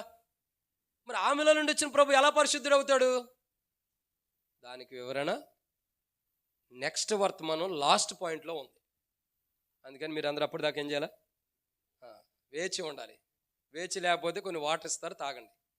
కాబట్టి ఏం చేయాలా? వేచి ఉండాలి. దాని గురించి చెప్తాను తర్వాత. కానీ ఇక్కడ రాయబడినటువంటి కోణం మూడోదిగా చూసినట్లయితే పాపుల్లో చేరక ప్రత్యేకంగా ఉన్నాడు. ఒక ప్రత్యేకమైన క్రైస్తవ జీవితాన్ని కలిగి ఉన్నాడు. ఏ పాపంలో కూడా ఉండడానికి ఇష్టపడాల. చూడండి, నేటి దినాల్లో చాలా మంది మానవులు పాపం అంటే ఎంత ఇష్టపడతారు?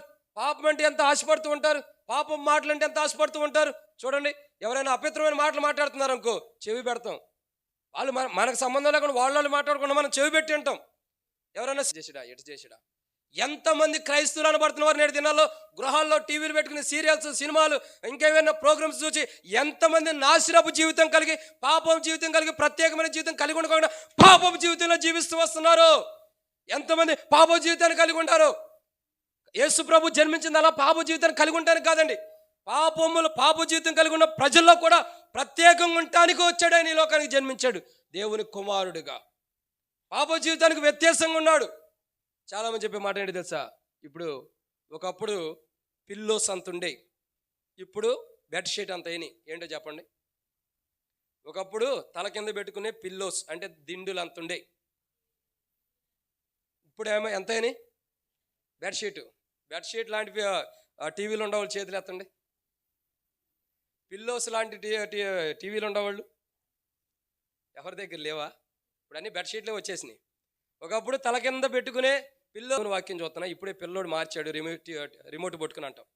రిమోట్ పట్టుకుని పిల్లోడు ఏం చేశాడు, మార్చాడు. వాడు బయటకు వచ్చి చెబుతాడు, అంకుల్ నేను కాదు మార్చింది, మా మమ్మీయే, మా డాడీయే, వాళ్ళే చూస్తారు, నాకు అసలు రిమోట్ ఎవరు అంకుల్. ఒక కుటుంబంలో జరిగింది ఇలా, ఒక కుటుంబంలో జరుగుతూ వచ్చింది. అబ్బా పెద్ద టీవీ కొన్నారక్క, మంచిది, బాగా వాక్యం చూస్తారంటే, లేదన్న అప్పుడప్పుడు వాక్యం చూస్తాం, పిల్లలు టామ్ అండ్ జెర్రీ ఇవన్నీ చూస్తూ ఉంటారని. వాడు బయటికి వెళ్ళిన తర్వాత బాబు నాతో పాటు బయటకు వచ్చాడు. అంకుల్ మీకు మాట చెప్పమంటారు అన్నాడు. సరే చెప్పయ్యా అన్న.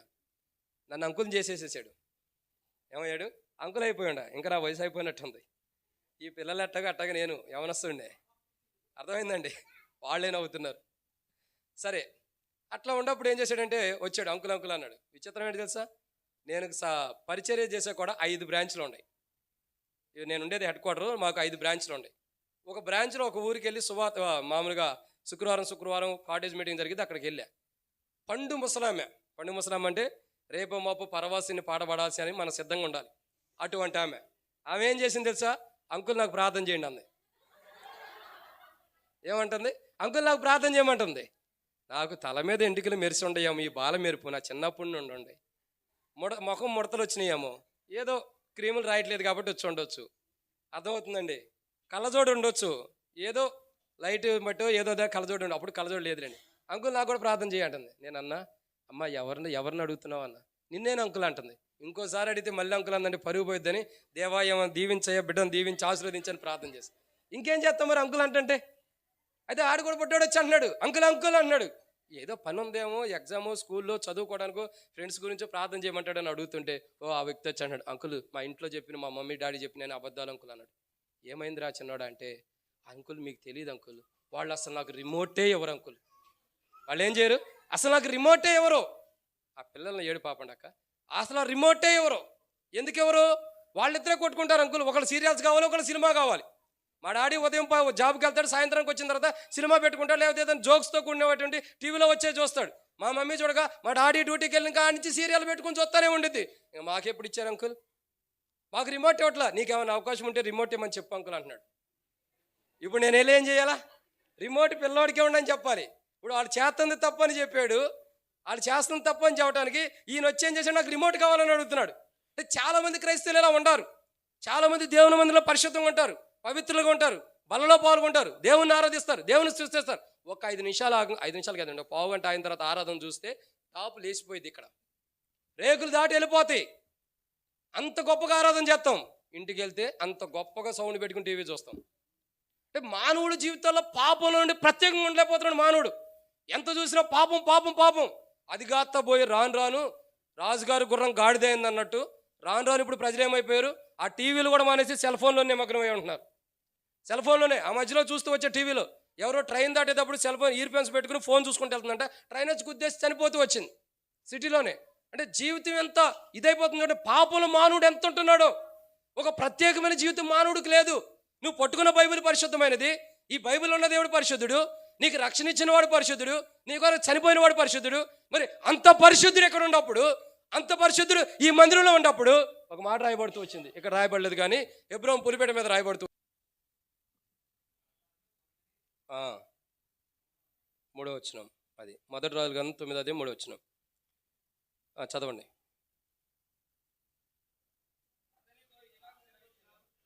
ఆ, నా సముఖమందు నీవు చేసిన ప్రార్థన విన్నపములు నేను అంగీకరించి తిని నా నామమును అక్కడ సదాకాలం ఉంచుటకు నీవు కట్టించిన ఈ మందిరమును పరిశుద్ధపరిచి ఉన్నాను. నా దృష్టియు నా మనసును ఎల్లప్పుడూ అక్కడ ఉండునని ప్రభు అంటున్నాడు. ప్రభు అంటున్నాడు. టిఫిన్ చేసావన్నా? చేసావా? కొద్ది అక్కడ ఉండును. బైబిల్లో ఉన్న దేవుడు పరిశుద్ధుడు. జీవితాన్ని కలిగి ఉండని వాడు, పాపం అంటే ద్వేషించిన వాడు. పాపంలో ఉన్న మానవుని ఎప్పుడు ద్వేషించాల? మానవుల్లో ఉన్న పాపాన్ని ద్వేషించాడు, కానీ మానవుని ప్రేమించాడు. మానవుని ప్రేమించిన వాడు. మరి అలాంటి ప్రభు మన మధ్యలో ఉన్నప్పుడు, అలాంటి ప్రభు మనతో ఉన్నప్పుడు ఒక వ్యత్యాసం, ప్రత్యేకమైన క్రైస్తవ జీవితాన్ని ఆయన జీవించాడు. ఆ జీవితాన్ని మనకి ఇవ్వటానికి లోకానికి ఆయన దేవుని కుమారుడిగా జన్మించాడు. దేవుని కుమారుడుగా ఎందుకు జన్మించాడంటే ఒక ప్రత్యేకమైన జీవితం మనకి ఇవ్వటానికి. మనం అందరిలాంటి వారం కాము. మన గురించి ఒక మాట బైబిల్లో రాయబడుతూ వచ్చి, అందరూ తల కిందలు చేస్తున్నారు లోకాన్ని, మరి నువ్వే మనకి ఇవ్వటానికి దేవుని కుమారుడు పుస్తకం చుట్టూ రాయబడినట్టు ఈ లోకానికి. కీర్తనల గ్రంథం 40వ అధ్యాయం 7వ వచనంలో నన్ను గురించి పుస్తకపు చుట్టలో రాయబడి ఉన్న ప్రకారం నేను వచ్చున్నాను అన్నాడు. ఏమని రాయబడుతూ వచ్చింది? దేవుని కుమారుడు అని. దేవుని కుమారుడు అని రాయబడుతూ వచ్చింది. దేవుని కుమారుడు అని రాయబడుతుందా? దేవుని కుమారుడికి ఈ లోకానికి వచ్చాడు. దేవుని కుమారుడు ఎలా ఉన్నాడు? ఈ లోకానికి వచ్చిన దేవుని కుమారుడు పరిశుద్ధుడిగా ఉన్నాడు. 2, పరిశుద్ధాత్మను కలిగి ఉన్నాడు. 3, పాపుల్లో చేరక ప్రత్యేకంగా ఉన్నాడు. ఇక 4వదిగా మనం చూద్దామండి. యోహాను సువార్త 3వ అధ్యాయం 15వ వచనం. యోహాను సువార్త 3వ అధ్యాయం 15వ వచనం.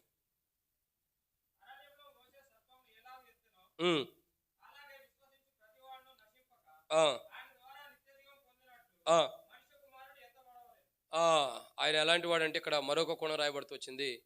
ఆయన ఎలాంటి వాడంటే నిత్య జీవము కలిగిన వాడు. అంటే ఆ నిత్య జీవానికి ఎలా ఉన్నాడు? ఒక మాదిరికరమైన జీవితాన్ని జీవిస్తున్నాడు. నిత్య జీవం ఇచ్చేటటువంటి వాడు. చూడండి, ఆయన గురించి రాయబడుతూ వచ్చింది. యోహాను సువార్త 14వ అధ్యాయం 6వ వచనం. యోహాను సువార్త 14వ అధ్యాయం 6వ వచనం. నేనే మార్గమును సత్యమును జీవమును. కాబట్టి యేసుక్రీస్తు ప్రభువారు ఈ లోకంలో ఎలా ఉన్నాడంటే నిత్య జీవం కలిగిన వాడుగా ఉన్నాడు. ఎలా ఉన్నాడు? నిత్య జీవం. యేసు ప్రభు ఏమంటున్నాడు? నేనే మార్గమును సత్యమును జీవమును. ఆ మాట చూసినట్టు అపోస్తలుడైన పౌలు రోమీయులకు రాసిన పత్రిక 6వ అధ్యాయం 23వ వచనంలో రాయబడుతూ వచ్చింది. ఎలాగనగా పాపం వల్ల వచ్చే జీతం మరణం, అయితే దేవుని కృపావరం మన ప్రభువైన యేసుక్రీస్తునందు నిత్య జీవం. కాబట్టి యేసుక్రీస్తు ప్రభువారు ఈ లోకానికి పరిశుద్ధుడిగా వచ్చాడు. దేవుని కుమారుడు ఎలా ఉన్నాడు? పరిశుద్ధుడిగా ఉన్నాడు. దేవుని కుమారుడు ఎలా ఉన్నాడు? పరిశుద్ధాత్మను కలిగి ఉన్నాడు. దేవుని కుమారుడు ఎలా ఉన్నాడు? పాపంలో చేరక ప్రత్యేకంగా ఉన్నాడు. ఈ లోకానికి జన్మించిన దేవుని కుమారుడు ఎలా ఉన్నాడంటే 4వదిగా నిత్య జీవం కలిగిన వాడుగా ఉన్నాడు. ఎలా ఉన్నాడండి? నిత్య జీవం కలిగిన వాడుగా. బైబిల్ పల్లవి గ్రంథ వాగ్దానంబులు అనేవి. సిస్టర్స్ అందరం ముందరకు వచ్చేసేయండి. మీ బాధను మేము చూసాము. సిస్టర్స్ అందరం ముందరకు రండి. బైబిల్ పల్లవి గ్రంథ వాగ్దానంబులు అనేవి. అందరూ నిలబడి, కూర్చుని జరగలేరు కదా, నిలబడి. బయటికి వెళ్ళిపోవద్దు అన్న, ఎవరిని కూడా బయటకు పంపొద్దు, బంధించేయండి. గ్రంథ వాగ్దానంబులన్నీ నావి, ప్రతి అధ్యాయంబు వర్షవచనము, తాన దివ్య ప్రేమ వాగ్దానంబులు, గ్రంథ వాగ్దానంబులన్నీ నావి. కూర్చోండి. ముందులోకి వచ్చారా? మళ్ళీ అక్కడే ఉంటే మళ్ళీ పాట పాడదాం. కాబట్టి ఇక్కడ దేవుని యొక్క వాక్యం చూసినట్టు ప్రియులరా, నిత్య జీవం కలిగిన వాడు అంటే నిత్య జీవాన్ని ఇచ్చేవాడు. అంటే నిత్య జీవానికి వెళ్ళాలంటే ఏం కావాలా? నిత్య జీవానికి వెళ్ళాలంటే ఏం కావాలి? ఒక వ్యక్తి అడుగుతున్నాడు. ఎవరు ఆ వ్యక్తి చెప్పండి. అక్క ఇటు రాక, ఇటు కూర్చుందిరా. నిత్య జీవానికి వెళ్ళాలంటే నిత్య జీవాన్ని ఇచ్చేవాడు ఉంటాడు, నిత్య జీవం కలిగిన వాడు ఉంటాడు. ఒక మాటలో చెప్పాలంటే నిత్య జీవం అంటే, నిత్య జీవానికి ఎట్లా వెళ్తాం మనము? బైబిల్ రాయబడుతూ వచ్చింది కదా. ఒక వృద్ధాప్యంలో ఉన్న వ్యక్తి అడుగుతున్నాడు. నాలాగా తల మెరిసిపోయి వృద్ధాప్యంలో ఉన్నటువంటి వ్యక్తి అడుగుతున్నాడు కదా, యేసు ప్రభు దగ్గరికి వచ్చి, అయ్యా, ఒక వ్యక్తి నిత్య జీవానికి వెళ్ళాలంటే, కొత్తగా జన్మించాలంటే ఎలా? ఆ వ్యక్తి మళ్ళీ తల్లి గర్భంలోకి వెళ్ళి 2వ మారు జన్మించాలా? ప్రభు అన్నాడు కదా, ఒకటి నీటి వలనను ఆత్మ మూలంగా జన్మిస్తేనే అదే కొత్త జన్మ. ఆ కొత్త జన్మ కలిగిన వారే నిత్య జీవం కలిగిన వారు. ఆ కొత్త జన్మ కలిగిన వ్యక్తి నిత్య జీవం పొందుకున్నాడు కాబట్టి నిత్యత్వంలో ఉంటున్నాడు. కానీ యేసుక్రీస్తు ప్రభువు ఈ లోకానికి జన్మించిన విధానం చూడగా ఒకటి పరిశుద్ధుడిగా ఉన్నాడు, రెండోదిగా పరిశుద్ధాత్మను కలిగిన వాడుగా ఉన్నాడు, మూడోదిగా పాపుల్లో చెరగ ప్రత్యేకంగా ఉన్నాడు, నాలుగోదిగా చూడగా నిత్య జీవం కలిగిన వాడుగా ఉన్నాడు. నిత్యత్వం కలిగిన ప్రభువుగా ఉంటూ వస్తున్నాడు. నిత్యత్వంలో మన కొరకై నివసించే ప్రభువుగా ఉన్నాడు. ఆ ప్రభు ఇక్కడ కూడా నిత్య జీవం కలిగిన వాడుగా ఉన్నాడు. అంటే తనలో ఉన్న జీవాన్ని పోగొట్టుకోవట్లా. అందుకంటాడు నా రక్తం తిని క్షమించండి నా దేహం తిని నా రక్తం త్రాగువాడు నిత్య జీవం కలిగిన వాడు. ఆయన ఎలాంటి వాడు అంటే దేవుని కుమారుడుగా పుస్తకపు చుట్టూలో రాయబడి ఉన్నట్టు ఈ లోకానికి వచ్చాడు. దేవుని కుమారుడు పరిశుద్ధుడిగా ఉన్నాడు. ఈ లోకానికి వచ్చిన దేవుని కుమారుడు ఇంకా దేవుని కుమారుడు పరిశుద్ధాత్మ కలిగి ఉన్నాడు. దేవుని కుమారుడు ప్రభువులో చెరగ ప్రత్యేకంగా ఉన్నాడు. దేవుని కుమారుడు ఎలా ఉన్నాడంటే నాలుగోదిగా ఎలా ఉన్నాడు? నిత్య జీవం కలిగిన వారు. అంటే ఆయన రక్తము త్రాగి ఆయన దేహం తినవాడు నిత్య జీవం కలిగిన వాడు. వాడు మరణంలో నుండి జీవంలోకి దాటించబడ్డాడని బైబిల్ రాయబడుతూ వచ్చింది. కాబట్టి యేసుక్రీస్తు ప్రభువు యొక్క జీవితాన్ని మనం చూడగా నాలుగో విషయం నిత్య జీవం కలిగిన వాడు. అంటే ఎప్పటికీ జీవించేటటువంటి ఆయన. అందుకే అంటాడు కదా, ఇదిగో నేను మృతుడైతును కానీ యుగయుగములు. మరి అదే మరి నిత్యత్వం కలిగిన వాడు అంటే నిత్య జీవం కలిగిన వాడు అంటే అదే అర్థం. ప్రకటన గ్రంథంలో స్పష్టంగా రాయబడుతూ వచ్చింది, ఇదిగో నేను మృతుడైతును కానీ యుగయుగములు సజీవుడై ఉన్నాను. ఇంకా ఆయన మృతమైన జీవితం ఎక్కడుంది? అదే బైబిల్ చెబుతున్నటువంటి మాట చూడగా నిత్యత్వం కలిగిన వాడు, యుగయుగంలో సజీవుడిగా ఉండేవాడు. కాబట్టి ఆయన యొక్క జీవితాన్ని చూడగా ఆయనలో నిత్య జీవం ఉంది. ఆయన నిత్య జీవం కలిగిన వాడు, జీవపు ఓట కలిగిన వాడు. కాబట్టి యేసుక్రీస్తు ప్రభువారు దేవుని కుమారుడు అనే పుస్తకం చుట్టూ రాయబడినట్టు ఈ లోకానికి వచ్చాడు. ఈ లోకానికి వచ్చిన దేవుని కుమారుడు ఎలా ఉంటాడంటే మొదటిగా పరిశుద్ధుడిగా ఉన్నాడు, రెండోదిగా పరిశుద్ధాత్మను కలిగి ఉన్నాడు, మూడోదిగా పాపుల చెరగ ప్రత్యేకంగా ఉన్నాడు, నాలుగోదిగా చూడగా వెనకుండా అక్కలు చెప్పండి అక్క నిత్య జీవం కలిగి ఉన్నాడు. ఎలా ఉన్నారండి? నిత్య జీవం కలిగిన వాడుకుంటాడు. ఆయనలో ఉన్న నిత్య జీవం మనందరికి ఇవ్వటానికి దావీదు యొక్క పట్టణమందు లోకరక్షకుడికి లోకానికి జన్మించాడు. ఆయనలో ఏ నిత్య జీవం ఉందో, ఏ నిత్య జీవం అయితే ఆయనలో నివసిస్తుందో, ఏ నిత్య జీవం అయితే ఆయనలో ఉందో ఆ నిత్య జీవాన్ని మనకివ్వటానికి దేవుని కుమారుడుగా దావీదు పట్టణమందు బెత్లెహేము గ్రామంలో మన కొరకై జన్మించాడు. ఆయన ఏం చేశాడు? ఆయన మన కొరకై జన్మించాడు. దావీదు కుమారుడుగా. ఒక మాట నేను అడుగుతా, రీసెంట్గా నేను వాకింగ్ కూడా చెబుతూ వచ్చా. నేను టేబుల్ బయలుపోయిద్దని భయపడుతున్నారా? ఏం పర్లా, కొత్త చేర్చుకుందరులేండి. నేను తిమోతి అంకుల్ దగ్గర ట్రైనింగ్లు ఉండా. ఆ అలవాటు వచ్చేసింది. కాసేపు అయితే ఆయన వాయిస్ కూడా వచ్చింది. కాబట్టి ఏమనుకోకండి, తిమోతి అంకుల్ మరలా వచ్చాడు అనుకోవద్దు, టేబుల్ బయలుద్దని బాధ కూడా మీకు ఉండదు. సరే, త్వరగానే ముగిచ్చేద్దాను. టేబుల్ నేను ఎప్పటికప్పుడు చూసుకుంటున్నానండి. సరే, కాబట్టి ఎందుకంటే మళ్ళీ వెళ్ళేటప్పుడు నన్ను కట్టమన్నారంటే కష్టం. కానీ దేవుని యొక్క వాక్యం చూడగా ఆ పెద్దలు కొద్దిగా అన్న ఇంకా చైర్స్ ఏమైనా కావాలేమో, కొద్దిగా బయట నుంచి ఉంటున్నారు చాలామంది. ఒకసారి చూడండి, మీరు పెద్దలుగా మీరు బయట ఏమనుకోవాకండి. పెద్దలని మిమ్మల్ని సంబోధించి చెబుతున్నందుకు దయచేసి క్షమించండి. మీరు బయట ఉన్నవారిని కొద్దిగా లోపల చూడండి, కొత్త వాళ్ళు కూడా వస్తున్నారు కాబట్టి. ఎందుకంటే రోజు మనం లోపలే ఉంటాం కదా, చూడండి, బాధ్యత తీసుకోండి. కాబట్టి దేవుని యొక్క వాక్యాన్ని చూడగా ఇప్పుడు ఎక్కడ ఉన్నాం మనం? నిత్య జీవం దగ్గర ఉన్నాం. ఇంకా ముందరికి వెళ్ళాలి. కాబట్టి ఎక్కడున్నామంటే ఉమరకాన్ గోడలో ఉన్నాం. ఎక్కడున్నామంటే ఎష్కోల్ మందిరంలో ఉన్నాం. అది చెప్పాలి. నిత్య జీవం దగ్గరకు వచ్చేసాం. ఓకే, ఎష్కోల్ మందిరంలో నిత్య జీవం దగ్గరకు వచ్చాం. కాబట్టి ఇక్కడ నిత్య జీవాన్ని చూడగా యేసు ప్రభులో ఉంది. ఆయనలో ఉండ నిత్య జీవం, ఆయనలో నివసిస్తున్న నిత్య జీవం మనకి ఇవ్వటానికి లోకానికి లోకరక్షకుడిగా వచ్చాడు. ఒక మాట ఈ మధ్యలో ధ్యానించాం. ఒకే ఒక ప్రశ్న అడుగుతా, ఎవరైనా సమాధానం చెప్పండి ప్లీజ్. సైలెంట్.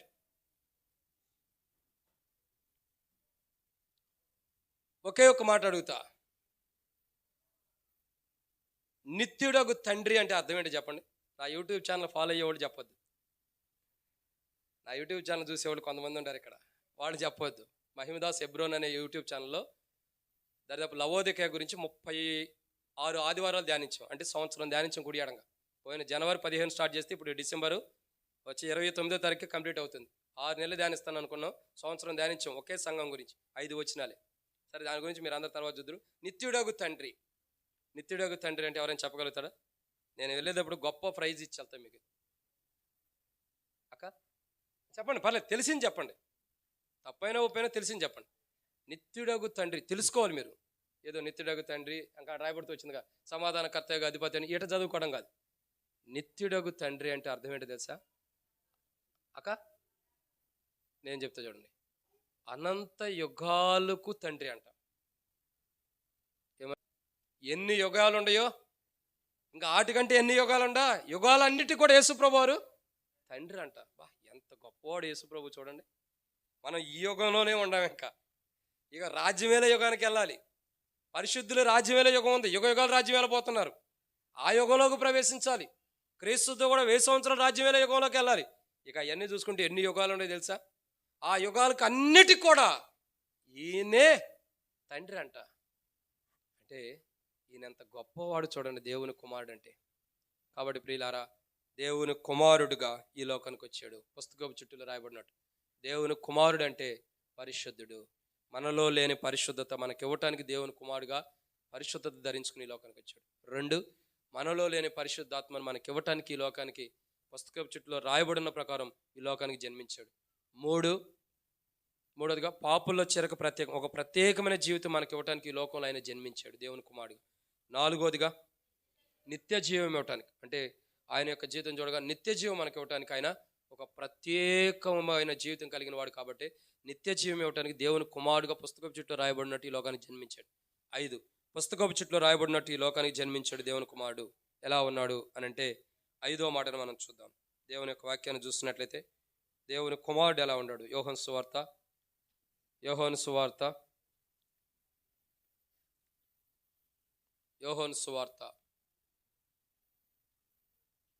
14వ అధ్యాయం 18వ వచనం. 5వ మాట 4గా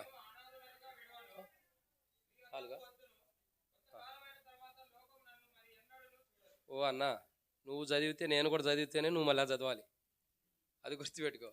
యోహాను సువార్త 14వ అధ్యాయం 18వ వచనం చదవన్నా.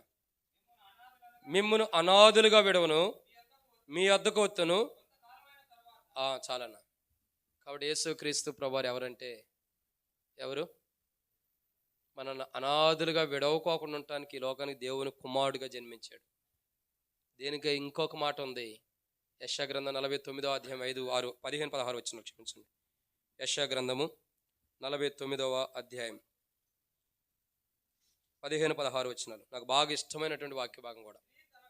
స్త్రీ తన గర్భములో పుట్టిన బిడ్డను కరుణించకుండా మరచునా? వారైనా మరచును గాని నేను నిన్ను మరవను. చూడుము, నా అరచేతుల మీద నేను చెక్కి ఉన్నాను, నీ ప్రాకారం నిత్యము.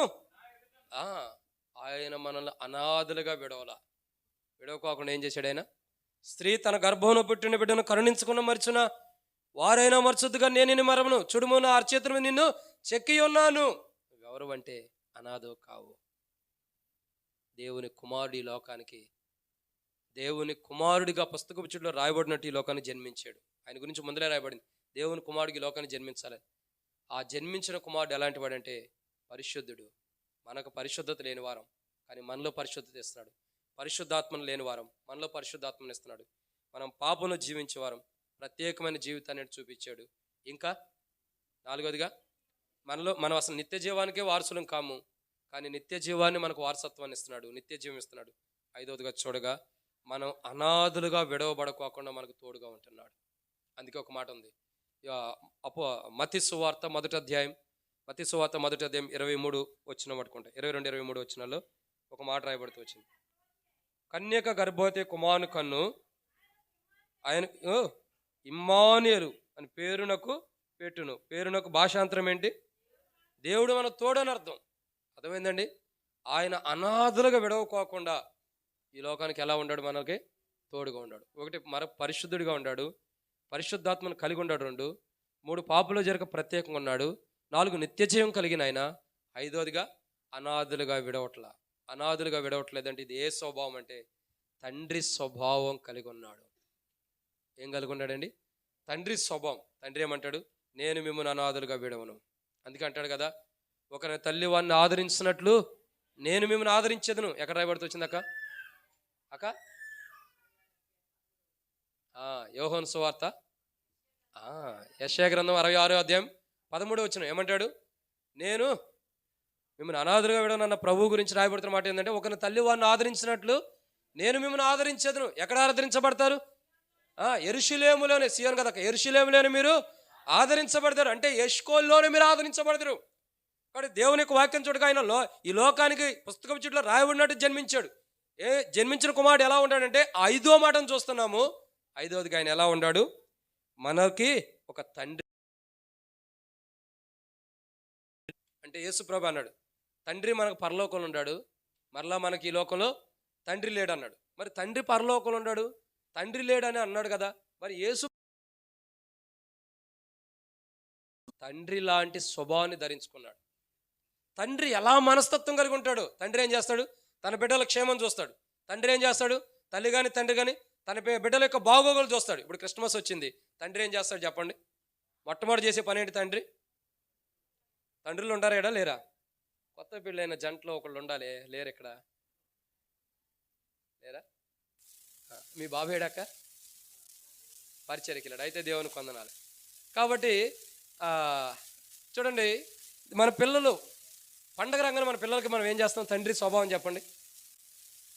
పండగ వస్తాం కానీ పండగ చూడమంటామా? కాదు, ఏం చేస్తాం? బాగా బాగా అర్థమైనది, బాగా తెలుసు. కొత్త బట్టలు ఫస్ట్ క్రిస్మస్ వస్తుందంటే మొదటి నుండి ప్లాన్ వేసుకుంటాం.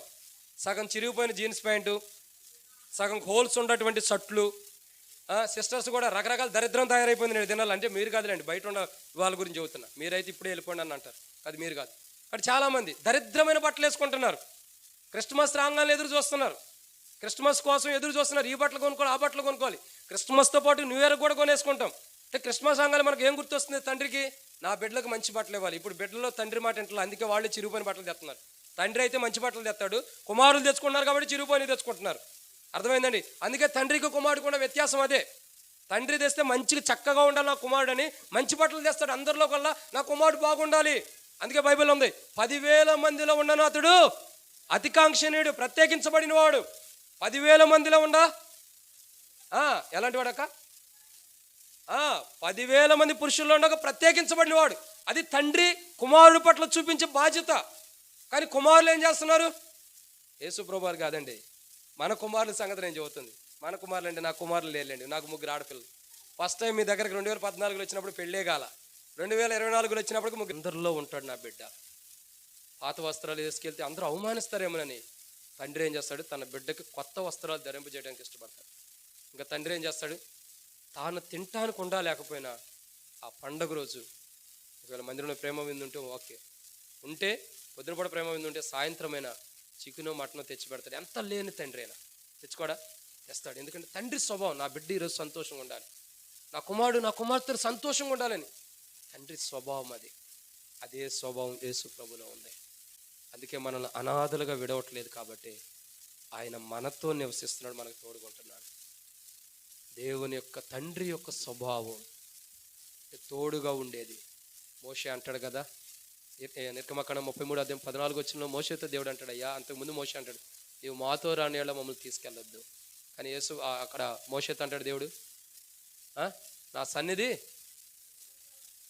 మీకు తోడుగా వచ్చింది అంటాడు. అక్కడ రాను కాదు, నా సన్నిధి మీకు తోడుగా వచ్చింది అంటాడు. దేవుడు తోడు. యేసుక్రీస్తు ప్రభువారు ఈ లోకానికి దేవుని కుమారుడిగా జన్మించిన కారణం ఏంటంటే, దేవుని తోడు ఏదైతుందో ఆ దేవుని తోడుగా మనతో ఉండి మనల్ని అనాథులుగా విడవకోకుండా ఉంటాను. ఈరోజు ఎవరైనా బహుశా తల్లిదండ్రులు కోల్పోయి అనాథుల్ని నేను అన్న ఫీలింగ్లు ఎవరైనా ఉంటే గుర్తుపెట్టుకో, నీకు తండ్రి ఉన్నాడు. ఆయనే ప్రభువైన యేసు ప్రభువారు. తండ్రి లాంటి వాడు, నీ అక్కర్లు తీర్చేవాడు, నీ అవసరతలు తీర్చేవాడు. యేసయ్యా నాకు ఈ అవసరత ఉందని ప్రార్థించగానే నీ అవసరం తీరుస్తున్నాడు. ప్రభా నాకు ఇది కావాలనగానే తీరుస్తున్నాడు. ప్రభా ఈ గర్భఫలం కావాలనగానే తాను ఇస్తున్నాడు నీకు. ప్రభా నాకు ఈ వస్త్రాలు కావాలంటే ఇస్తున్నాడు. ప్రభా నాకు ఈ దీవెనలు కావాలంటే ఇస్తున్నాడు. ప్రభా ఈ ఆశీర్వాదాలు కావాలంటే ఇస్తున్నాడు. ప్రభా నాకు వివాహం కావాలంటే వివాహం చేపిస్తున్నాడు. ప్రభా నాకు ఈ ఫోన్ కావాలి, ఈ కారు కావాలి, ఈ బైక్ కావాలి, ఇల్లు కావాలి, ఈ వస్త్రాలు కావాలి, ఈ కావాలి, అవి కావాలి ప్రభా అంటే అన్నీ ఇస్తున్నాడు దేవుడు నీకు. ఒక తండ్రిలాగా ఉండి అన్నీ ప్రొవైడ్ చేస్తున్నాడు. ఏ కావాలి అవి సమకూరుస్తూ వస్తున్నాడు. తండ్రి లాంటి స్వభావాన్ని ధరించుకుని లోకంలో ఉన్నాడు. తండ్రిలాగా స్వభావాన్ని ధరించుకుని, అందుకే దేవుని కుమారుడికి లోకానికి వచ్చాడు. దేవుని కుమారుడు దేవుని స్వభావాన్ని ధరించుకుని లోకంలో ఉన్నాడు. ఆ స్వభావమే మనకిస్తూ వచ్చాడు. ఆ స్వభావం, ఆ మనస్తత్వమే మనకిచ్చాడు. ఆ మనస్తత్వం ఏంటి?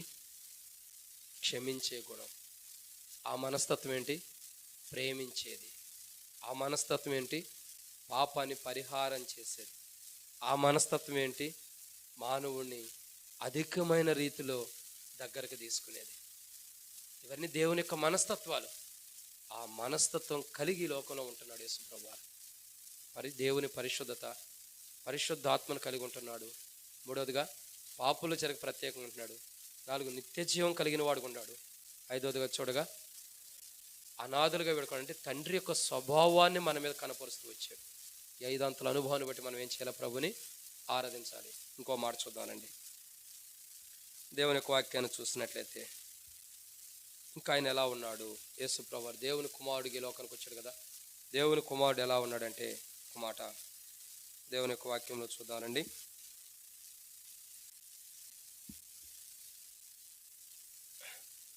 లూకాసు వార్త 2వ అధ్యాయం 9-10 వచనాలు.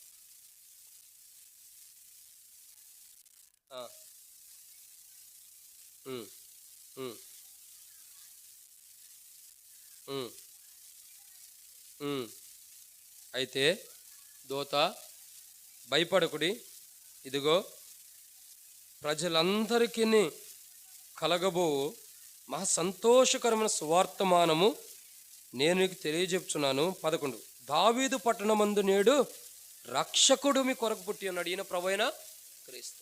ఈయన ఎవరంటే ఎలా దేవుని కుమారుడికి లోకానికి జన్మించాడు. పుస్తకపు చుట్టూ రాయబడినట్టు దేవుని కుమారుడు అని పుస్తకపు చుట్టూ రాయబడినట్టు ఈ లోకానికి జన్మించాడు. దేవుని కుమారుడు ఎలా ఉన్నాడు చెప్పండి? మొట్టమొదటిగా పరిశుద్ధుడిగా ఉన్నాడు. మనల్ని తన పరిశుద్ధతలో పాలువారు చేస్తున్నాడు. 2 దేవుని కుమారుడు ఎలా ఉన్నాడు? పరిశుద్ధాత్మ కలిగి ఉన్నాడు. 3 దేవుని కుమారుడు ప్రత్యేకమైన జీవితం కలిగి ఉన్నాడు. 4 దేవుని కుమారుడు నిత్యజీవం కలిగిన. 5 దేవుని కుమారుడు అనాథులుగా తండ్రి స్వభావాన్ని కనపరిచాడు. 6వదిగా చూడగా రక్షకుడుగా ఈ లోకానికి ఉన్నాడు. ఎలా ఉన్నాడండి? రక్షకుడుగా. అంటే మనల్ని రక్షించే రక్షకుడికి ఈ లోకానికి ఉన్నాడు. దేవుని యొక్క గుణ లక్షణం, దేవుడు ఎలాంటి వాడంటే రక్షించే మనస్తత్వం కలిగిన వాడు. చూడండి, ఐగుప్తులో నుండి బయటకు వచ్చినటువంటి దేవుని ప్రజలైనటువంటి ఇశ్రాయేలు ప్రజలు ఎర్ర సముద్రం దగ్గర ఉన్నప్పుడు శత్రువులు వారి మీదకి వస్తున్నప్పుడు వాళ్ళు ఏమంటారు? అయ్యా, మేము మరలా ఐగుప్తులు దాసులం అవుతాం, ఎందుకంటే మాకు మరణం ఉంది, వాళ్ళు వచ్చి మమ్మల్ని చంపుతారేమో భయపడుతున్నప్పుడు మోషే దేవునికి మొరపెట్టగా దేవుడు మోషేకి ఇచ్చిన ఆశీర్వాదాన్ని బట్టి ఎర్ర సముద్రాన్ని పాయలుగా చేసి దేవుడు ఏం చేశాడు? 6 నెలలు నడిపించాడు. అక్కడ దేవుడు రక్షించిన రక్షణ కనపడుతుంది. ఇంకా అరణ్యంలోకి వచ్చిన తర్వాత చూడగా మన పితరులు ఆకలితో చచ్చిపోతున్నప్పుడు పరలోకం నుండి మన్నాను కురిపించినప్పుడు ఆకలిని తీర్చే రక్షకుడిగా కనపడుతున్నాడు. ఇక్కడ మరణం తప్పించే రక్షకుడిగా, అక్కడ ఆకలిని తీర్చే రక్షకుడిగా. ఇంకా అరణ్యంలో ఉన్నప్పుడు, దప్పికతో ఉన్నప్పుడు, చేదు నీళ్లు తాగలేనప్పుడు మారాని మధురముగా చేసి మంచినీళ్ళగా చేస్తూ వచ్చాడు. అప్పుడు ఎలా ఉన్నాడు? దప్పిక తీర్చే రక్షకుడిగా ఉన్నాడు. నేటి దినముల్లో మన పాపం నుండి మనల్ని విడిపించి పరలోకానికి తీసుకెళ్ళి, అంటే నిత్య నరకం నుండి తప్పించే రక్షకుడిగా ఉన్నాడు. ఎలా ఉన్నాడండి? దావీదు పట్టణం మందు పుట్టినటువంటి దేవుని కుమారుడు రక్షకుడు. రక్షకుడు అంటే ఈయన దేని నుండి రక్షిస్తున్నాడంటే నరకం నుండి రక్షిస్తున్నాడు. అందుకే ముందు అనుకున్నాం కదా, మరణములో నుండి జీవంలోకి దాటించబడ్డాం. అంటే అర్థం ఏంటి? రక్షకుడు మనకు రావాల్సిన మరణం నుండి జీవంలోకి దాటిస్తున్నాడు. మరణం అంటే ఈ దేహం గురించి ఒక మాట రాయబడుతూ వచ్చింది. మన్నైనది వెనకట వల్లనే మరలా భూమికి చేరునని రాయబడుతూ వచ్చింది. అంటే అర్థమేంటి?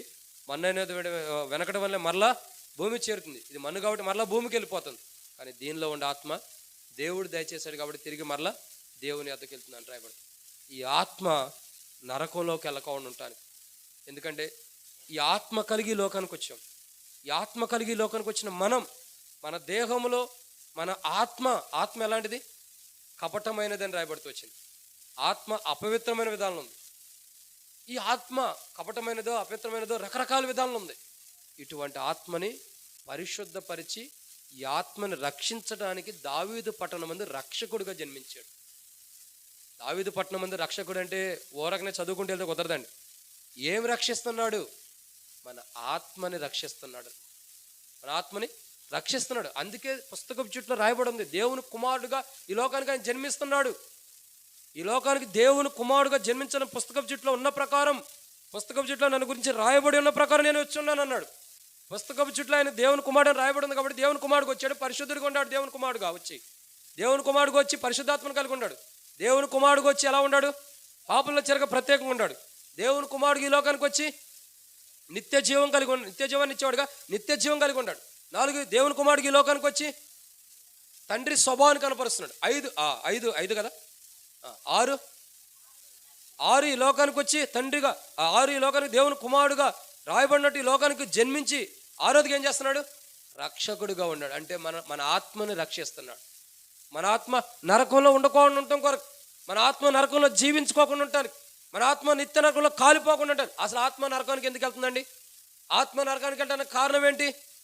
రండి, కీర్తనల గ్రంథం 51వ అధ్యాయం. కీర్తనల గ్రంథం 51వ అధ్యాయం. నేను 51వ అధ్యాయం 5వ వచనం అనలేదక్క.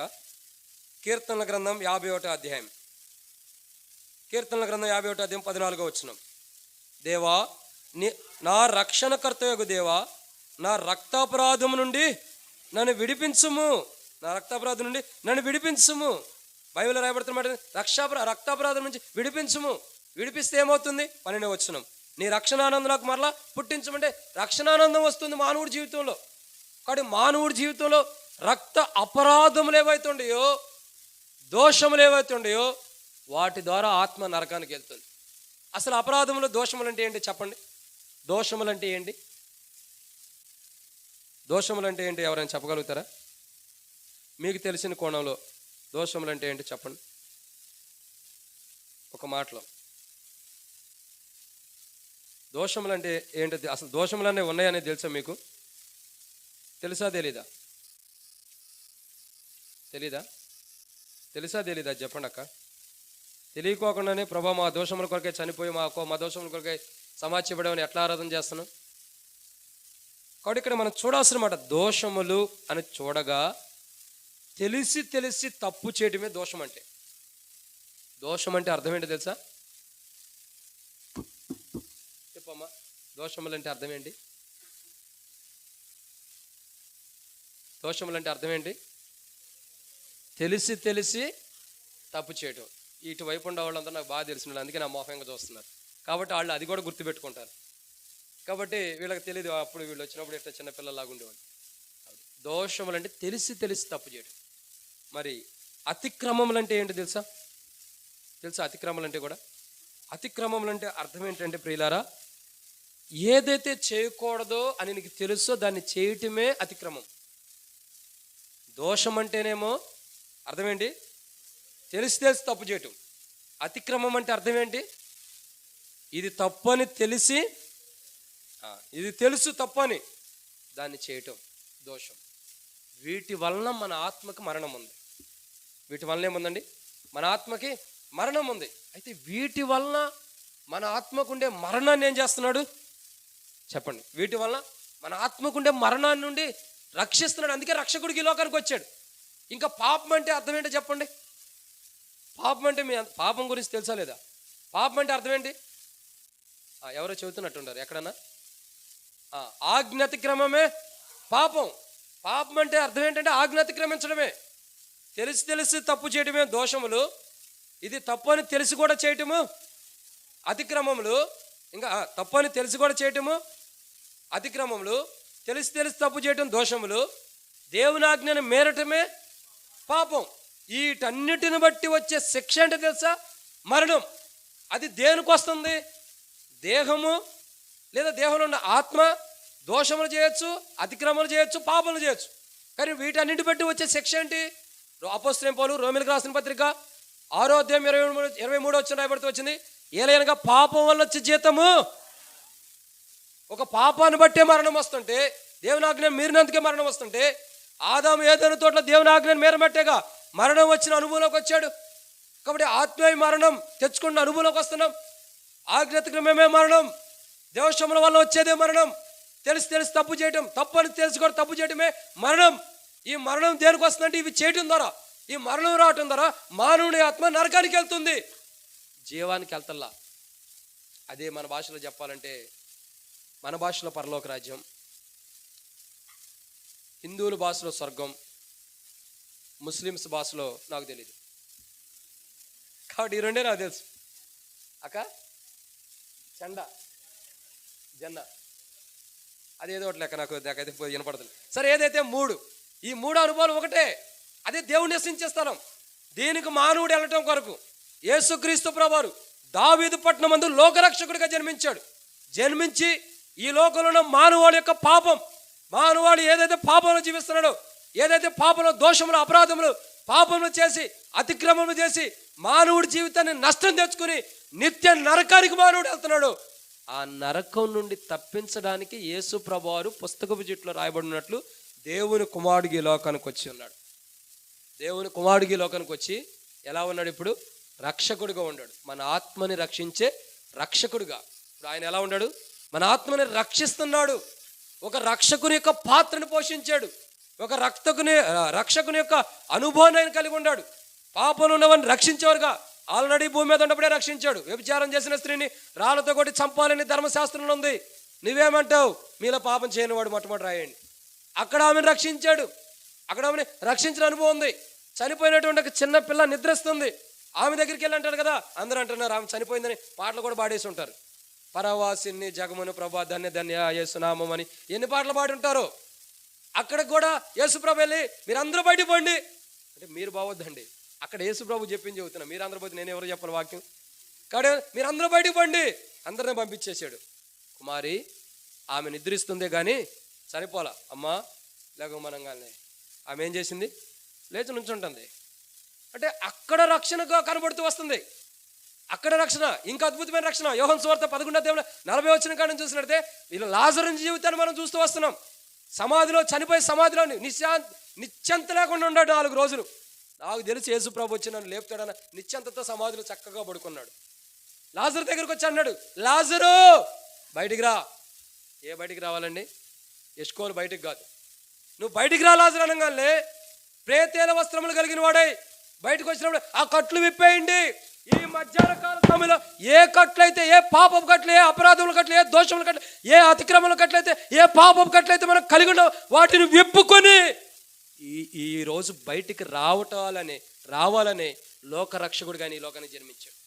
ఏ పాపపు కట్లయితే ఉండయో ప్రభు చేతుడు ఆ కట్టులను విప్పండి. ఆ ప్రేతల వస్త్రములు కట్టినటువంటి కట్లు విప్పండి.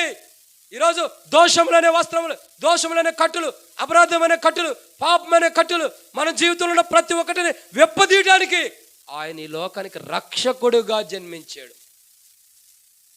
పుస్తకపు చుట్లో రాయబడినట్టు దేవుని కుమారుడికి వచ్చాడు, రక్షకుడిగా ఈ లోకంలో ఉంటున్నాడు. ఎందుకు? మనల్ని రక్షించడం, మనకున్న కట్లు ఏవైతే మనల్ని బంధించి బంధకాలు ఉన్నాయో వాటి నుంచి విడిపించడానికి. ఇది ఎన్నో మాట? 6. 7వ విషయాన్ని చూసి ముగిద్దాం రండి. నాకు టైం చెప్పాలి, అందుకే నేను దూరం వెళ్ళిపోతాను. టైం చెప్పినట్టు మొదటి త్వరగా ముగించండి, ఈసారి టైంకి ముగిద్దాం రండి. దేవుని యొక్క వాక్యాన్ని చూద్దాం. 7వ విషయాన్ని చూద్దాం రండి. బైబిల్ మాట ఏందన్నా? దేవుని యొక్క వాక్యం చూద్దాం రండి. చివరి మాట చూద్దాం. దేవుని యొక్క వాక్యాన్ని చూసినట్టయితే బైబిల్లో ఒక మాట రాయబడుతూ వచ్చింది. దేవుని యొక్క వాక్యంలో నుండి ఆయన ఒక చక్కటి మాట చెబుతున్నాడు. ఈ లోకంలో ఆయన ఎలా ఉన్నాడు దేవుని కుమారుడుగా అని అంటే రండి, దేవుని యొక్క వాక్యాన్ని జాగ్రత్తగా గమనించినట్లయితే బైబిల్లో ఒక చక్కటి మాట రాయబడుతూ వచ్చింది. మత్తయి సువార్త యేసుక్రీస్తు ప్రభువారు ఒక మాట అంటాడు, తండ్రి అయినను నా చిత్తము కాదు నీ చిత్తమే సిద్ధించును గాక. మత్తయి సువార్త, లోక సువార్తలో